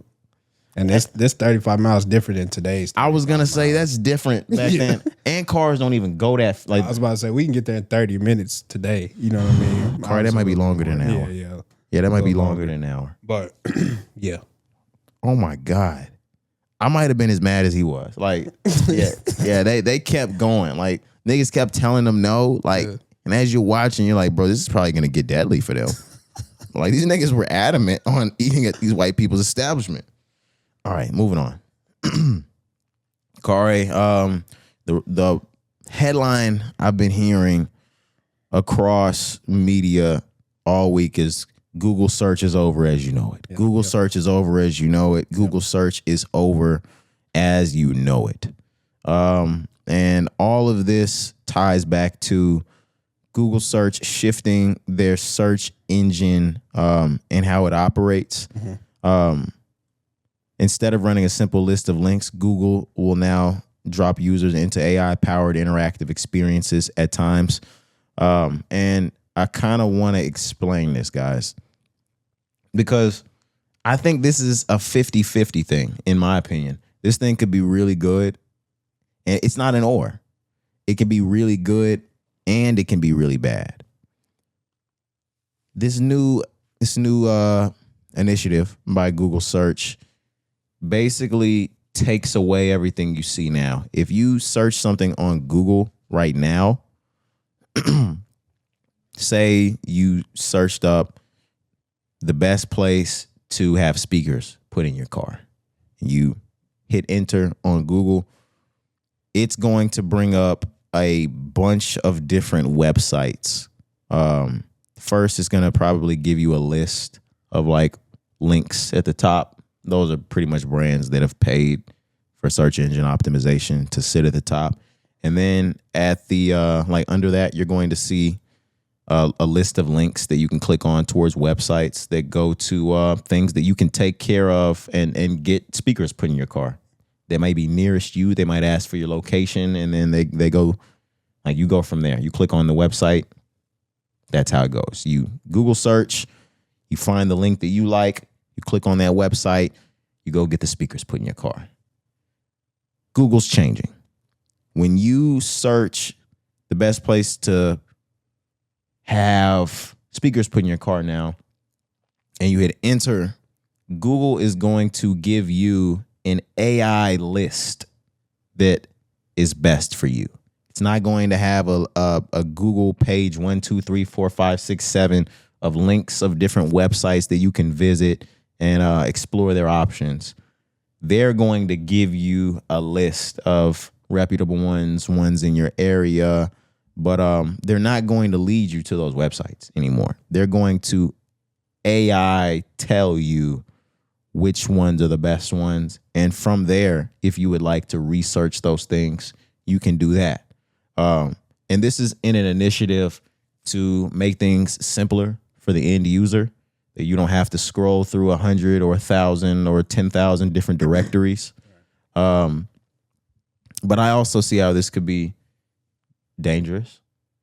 But I'll let you give your opinion before I speak on how it could be dangerous, because I know exactly where this is headed. Yeah, so I'm 50-50 with it as well for what you said, right? The user experience, speed, all those things are good for, anybody that wants to search the web or use a search engine and just get to information and data quickly. I understand it from that standpoint, that perspective, and I'm sort of okay with that. Yeah. What I'm not okay with in this situation with the AI is some things that we've even experienced ourselves, the misinformation that this thing can and will provide.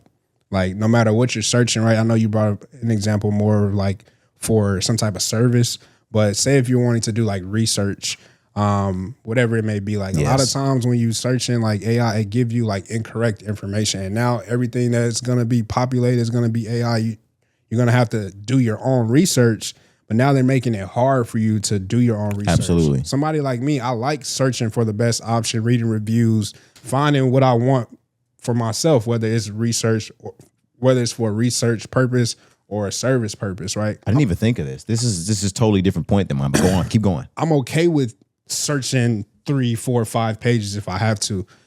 That's my issue with the whole AI. Like I said, this is a great point. It's going to provide misinformation at times, not entirely, but I think that's the part where I say I'm 50-50, because I feel like that's dangerous, that's harmful. And like I said before, we've even had experiences ourselves where we're looking up things, whether it be for the pod or just in general, because I've had some things personally where I'm just looking at, I'm like, that's not true. I know that's not true. You know what I'm saying? So that's kind of why I'm splitting 50-50 about it. That's an incredible point, and it opens up the door for misinformation to become widely known as fact repetitively.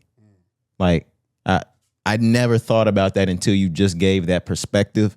It opens the door for somebody to say who won the 1919 World Series, and that shit to read off Chicago Cubs. And for the rest of fucking time, because you can't get to the research parts, there's a wide population that believes Chicago Cubs win the 1919 World Series. I did not think of that. And the point that you said and the point that I just said until you said that, that's fucking crazy. The part that I started to think of is, and I'm going to go back to, say, the speakers thing, or let's just say oil change spot. Maybe this is Roddy's oil change services off the side of the road over there. And when you type oil changes in your area, I may not be paying for search engine optimization, but when you hit in your area, mine's going to pull up. I'm right there. I'm 0.7 miles away from you. From this point on, when you put that in, you may get Pep Boys. You may get like a bunch of bigger brand ones. And there may be a lot of small businesses that at this point never have their website trafficked or clicked or explored at this point. If and that's just in like that little car space that I talked about. But if you're thinking of somebody that's asking for the best Mexican food in the area, you may get Mi Casina, Rio Mambo, Abuelas, and you never get that mom and pop one over there in the corner that you could have got by just Google searching the regular way. Yeah. You may never see that again. That company may not have as much business driving through ever again because they're only promoting the ones that the AI is generating. Yeah. I just thought of it on that 50-50 space. Like the end user does get a lot out of this in the simplicity side, but there are going to be a lot of businesses that lose a lot of online traffic, and that's going to translate into them losing a lot of money because these AI-generated systems aren't going to even be picking them up because they may not be on Instagram and Twitter and Facebook and TikTok. So when AI is compiling all these lists of who to pick, it's not even gathering their data. It's not even gathering. That's crazy. I so didn't think about that either. Yeah, this is something that seems good, but it could be really bad. And then when you start to think about the things that we said, you know that those things have already been discussed up at the top, which begs the point always with us, and especially with me, did you do this by design? And I always feel like that's a gatekeeper right there, Cari. Like that is a full scale gatekeeper. Yeah. And I think that's one of the social platforms or online platforms' biggest jobs to take care of is to continue to gatekeep their products and services so they don't have to go anywhere on the exterior to reach for it. Mm-hmm. And I think Google's making it sound really fucking nice right now while being one of the biggest gatekeepers you'll ever see in the next 10 to 20 years. That's all I was just about to say. I'm glad you asked that question. Did you do this by design? My head was already spinning before you said that because with AI and all these advancements in technology, whatever it may be, we talked about it being like for the simplicity or for the easiness, making it simpler for the user, which sounds good. And they may dress it up that way, but that ain't always the best, right? Because we're taking away from the human aspect of going to do things or searching for things. Like it ain't always good to have other people and other systems and other platforms do all the thinking for you, because then at that point you're not doing anything for yourself. And maybe that is by design. Maybe moving forward, we're, approaching 30, maybe in the 2030s, 2040s, like maybe this does become the normal where we don't do thinking for ourselves, where everything is controlled by artificial intelligence or robots or whatever it may be. Like maybe that's truly where the design is headed for. You know what I mean? It goes back to even what we said about like physical media and print, like trying to delete shit. You know what I mean? That's just where my head is going when you said that. Yes, and I think this has been the goal all along. And by all along, I mean, they may not have known it was AI and robots and artificial intelligence, augmentation. But if you think even back to the 70s and Jobs, and the movie, Steve Jobs' ultimate goal was to make the computing process for the average user or the end user as simple and as dumbed down as possible. And not knowing it, that's dragged us all the way here into somebody completely doing the shit for you. Damn. Yeah, this is this whole thing's a bit scary.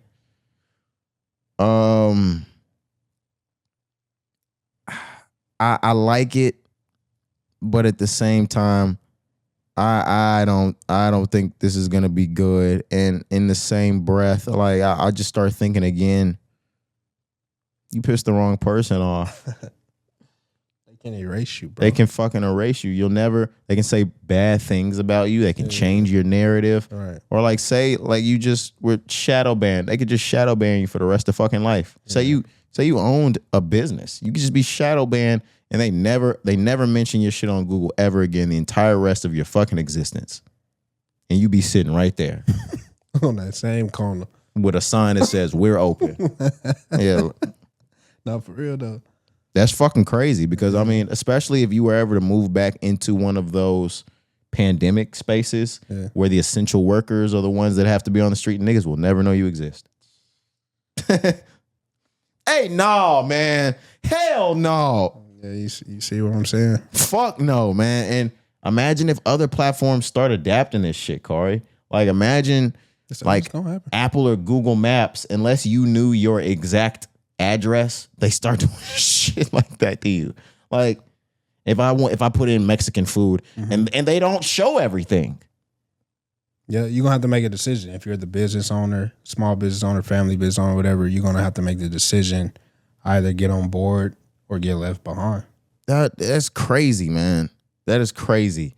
They are forcing you, like, nobody's ever gonna be able to do shit the old school way anymore. That's what I'm saying. Yeah, the old school mom and pops. No, everybody's gonna have to get on. Everybody's gonna have to pay for whether it be ads, optimization. Everybody's gonna need a social media now. Yeah. Yeah, to be running reels and TikToks and YouTube shorts. Damn, bro. Just to stay alive.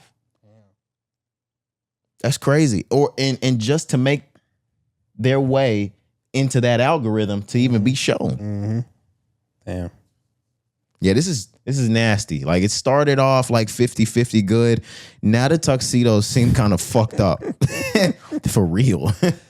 It's just so crazy. Like, this is my last part. I don't even want to spiral, but what always gets me is like, bro, we started this. Like, the internet and social media and all the platforms, like, seeing it change in real time be killing me sometimes, bro. Like, I sit back and I'm like, bro, it didn't used to be like this. Like, all the algorithms, all the placements, all the ads. I'm like, bro, this shit used to just be fun. You know what I mean? You used to just scroll and you used to just be free and innocent. Shockwave games. Y'all remember them? Like PBS Kids games. Yeah, man. Like everything. And I don't even mean like the kid part of it. I just mean like the early technological. That's why I said shockwave games. Like, you can't even play one of those anymore. But just so simple. MySpace, AskJeeves.com. You type some shit in, you be thinking, this nigga AI, how he know? How do you fucking know my name, Jeeves? And maybe it was, like you said. Yeah, I know it's crazy. But yeah, things were just so simplistic. Chat rooms, like, yeah, and now we've gotten to AI, and the thing about it is, it's something we've begged for, and now that it's here, like, you don't like it. You always know what you don't know, nigga. When there wasn't a customer service representative available and they popped that little chat bot up there, you always wanted something that it was really AI powered that could answer every single question the way they're able to now. But it's like you finally get some shit like that and you don't like the other 95% of it. Yep. Give me the fucking paperclip guy on Word back.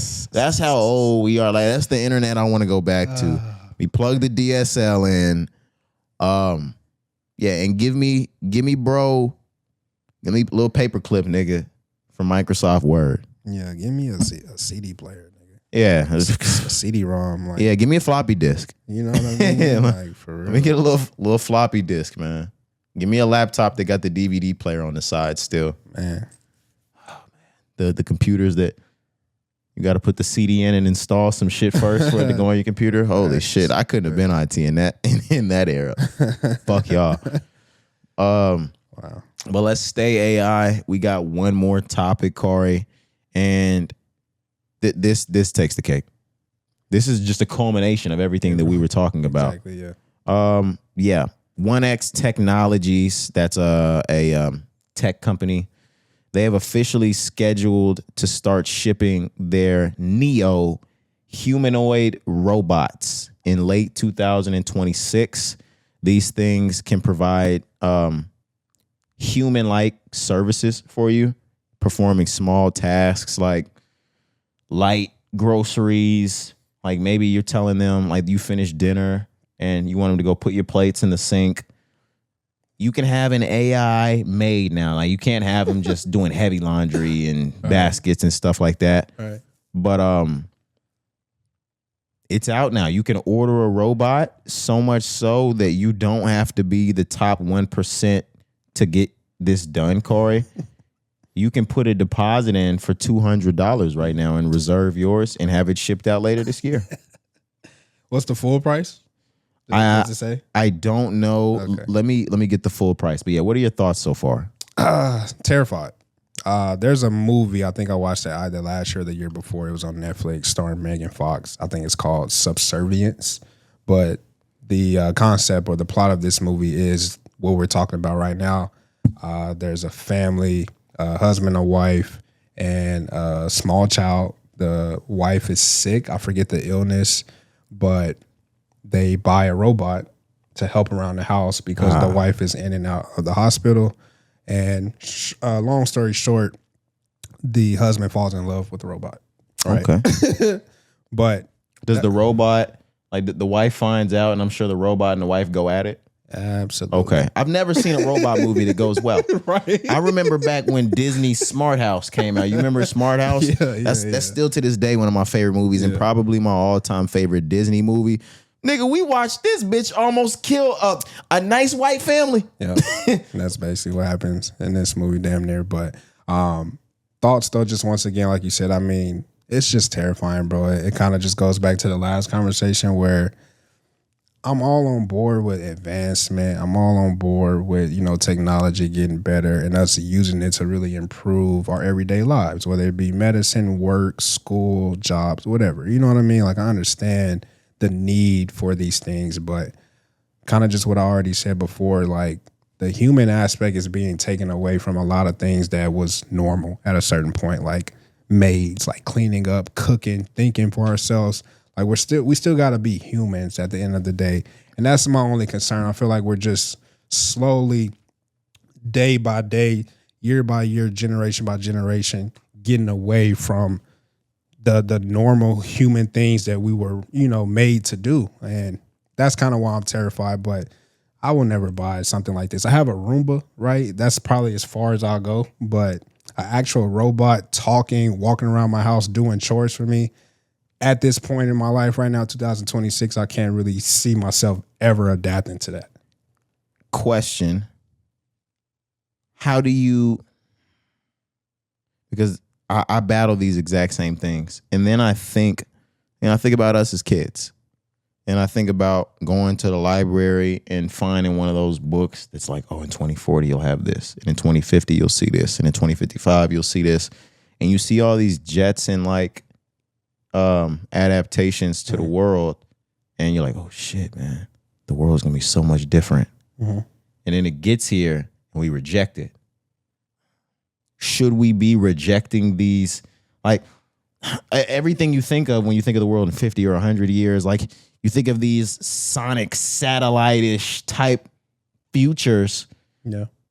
But we can't get there if we reject it. Go ahead and get you a robot, my nigga. Put that nigga in the kitchen. Name that bitch. Name that bitch. Yeah, the movie, her name was Alice. Okay, I haven't seen that, but I've seen that film's image. Yeah. It's named after the book Alice in Wonderland. Oh, okay. But your question, should we reject it? I don't want to say 100% yes. Because I'm taking it in stride. I've already, as much as I can, and I plan on doing more and more. I have a smart house, basically. Yeah. Like, my lights can go out with my phone. Like, my lights can go out with specific buttons around the house. Like, I've got the iPads and stuff set up around the house. My lights go off, and my TVs go off with my phone. Like, I've got everything set up like the smart home type shit. And I feel like that's a baby step. We just been waiting on the robots. Yeah, I mean, I do too, front door alarm system. Yep. Lamps, you know what I'm saying? Got remotes and things. And like you said, can change the lights, turn the lights. So That's why I say I can't necessarily sit here right today and say, yeah, fully rejected, because I'm not fully rejecting it, right? I have things that I've adapted to, but more to just like the robot, I'm not fully there yet. I have a Roomba. Like I said, that's not a standing, talking robot, but it's a robot, right? It does vacuum the house, but slowly but surely we'll get there. But again, me right now at the age that I am, 2026, I can't see that for myself. But 10, 15, 20 years go by and it becomes the norm, or there's newer advancements in the technology, maybe so. Elon working on one right now too. Elon's and I'll get back to what you said, and I'll talk about that in just a second. The price is $20,000, Cari, for that robot. But if you can't pay the $20,000 up front, you'll pay the $200 deposit and $500 a month. So you're paying a car note for your robot. See, now we're going in debt. And I have right here some information just to double down on providing details on it. It says this thing is designed for safe human interaction, soft, lightweight body, quiet operation, can do simple household tasks like carry objects, tidy up, and it can follow your instructions. And it's one of the first humanoids with real consumer pre-orders. It says it's not strong enough for heavy labor. It's still in the early stages of autonomy, and task complexity is limited, so it can't cook yet. But I do have here the Tesla Optimus, because they are working on that one right now. That one isn't for home yet. Right now, this is like a long-term universal labor robot. Mm-hmm. So Elon has these in his factories working. I think we've talked about that before, because he started replacing already employees with some of his robots. But yeah, right now it says it's designed for strength and general physical work. It aims for factory, warehouse, and eventually home use. It's not available for consumers yet. And yeah, it's really just a factory AI at the moment. Yeah, I believe Bezos did too. Maybe that's who we talked about. Bezos has Figure AI. That's right here. Okay. Yeah, it says focused on real business use cases in Amazon style warehouses. Yeah, I remember that for sure. And that's already packaging, sorting. Yeah. So that's what we were talking about. It wasn't Elon. Yeah, it was Bezos, because Bezos has already sent niggas home over this shit. Yep. Wow. Which again, I mean, think 30 years from now, like those jobs. We've been talking about this for a long time already, though. Yeah, I know. See, and that's why I low key, and I'm glad we're in the pod space here, but I do feel a bit more security where I am in my position, because you can't have them niggas working on the computers, because they're the computer. They are the computer. Yeah. Yeah, buddy. You don't know how much, I mean, I don't think about it often, but I think about that. I do think about like one day, like, people gonna wake up and your job may be gone. I think about that all the time. I truly, even just, I mean, I've talked about my job recently, about just some certain things that have happened. They let people go, things like that. But yeah, I even think about like the positions I want to move to in the future. It needs to be a position that's secured and essential. Yep. In a position or a job that a human being has to truly do. So many people in my industry right now are trying to rack up as many AI certificates as they can get, so they can move into troubleshooting and fixing, building, monitoring AI systems, so they know for a fact I have a fucking job. Because if it's any job, it's running these robots that's about to take y'all's job. That's smart. Yeah, it is. It's very smart. And that shit, that's probably the highest paying thing in IT right now. Like cloud computing, AI is number one, but like development. I'm trying to think software developers and AI, they getting paid the most right now. I bet, bro. Yeah, it's them niggas getting 200 plus. That shit gonna be essential one day, I'm trying to tell you. Absolutely. The same way like the software development shit is to us now. Like those are all of our website creators. Right. Yeah. Coding. OS. Yeah. The imaging, all that stuff. Yeah. Wow. But yeah, episode 453699 of This World is turning into the fucking Jetsons. We always wondered when this shit would happen, Cari. We are in the time period of this shit becoming the Jetsons. Yep. We're living in it, man. Yeah, we as a kid, we were like, man, this show's from the 70s. Mm-hmm. When are we finally gonna have and we ain't got the flying car yet, but I think we could have had the flying car. It's just we've gotten to this age and realized it's not safe. Yeah. Like it's not the safe thing to do. But can't even regulate the planes. Yeah, everything else that you think about, honestly, though, from that show down to the fucking speaking to somebody on your watch. Sheesh, bro. Like it's all coming to fruition now. Yeah, man. But yeah, word to Will Smith, I've never seen a robot movie that's turned out good. And it seems like these film companies, and this is my last thing because this is getting super, they're gonna kill me after it. But it seems like for decades on decades, these film companies have just been foreshadowing, right? Hell yeah. Like, how y'all know everything before app? Nigga, iRobot was in like 06. I think before that, but yeah, you're right. Yeah, it might be like 03, 04, some shit like that. Yeah, I don't know. And Cari's trying to get it before we break out of the pod what year iRobot actually came out, but the fucking foreshadowing is crazy. Even if you think about the movie 1984, the book 1984. Yep, 04. Fuck! It was 22 years ago, and them niggas knew 22 years ago how this shit was gonna play out, Cari. And knew before that. That's crazy. You know? Yeah, I know, because, and this is, yeah, it's getting super, like, somebody's gonna get hurt. But I heard this post or this video of a popular podcaster. I can't remember his name of his pod, but it's like eggs and bacon or something like that. Like yeah. with the dreads. Eggs and grits or something like that. Yeah. He said, and that shit was profound to me. He was like, everything that you go like this going on right now, just know they tested that shit out on rats first. And they knew it was gonna work. Like they tested it on rats to see if it would work. And that's the only reason why they doing that shit on y'all, because they've tested everything already. And it worked. Yeah, I mean, medicine, obviously. He was talking about the crack epidemic. And he was like, like, just so you know, he was like, they already had you fucked because they tested that shit on rats before they even gave it to you. Okay. And it worked on them. So they knew it was gonna work on you. For sure. Okay. He broke it down into like how giving it to rats, watch the rat split up from the family. Watch the rat give up the baby rat for that. Like, no, he was like, bruh. Hell no. Last thing for me, iRobot was set in 2035. All right, let's go. Let's go, Cari. Let's go, Cari. Because you telling me I got 9 years left on this motherfucker. Like, you scaring me in this bitch. Yeah, I'm done, bro.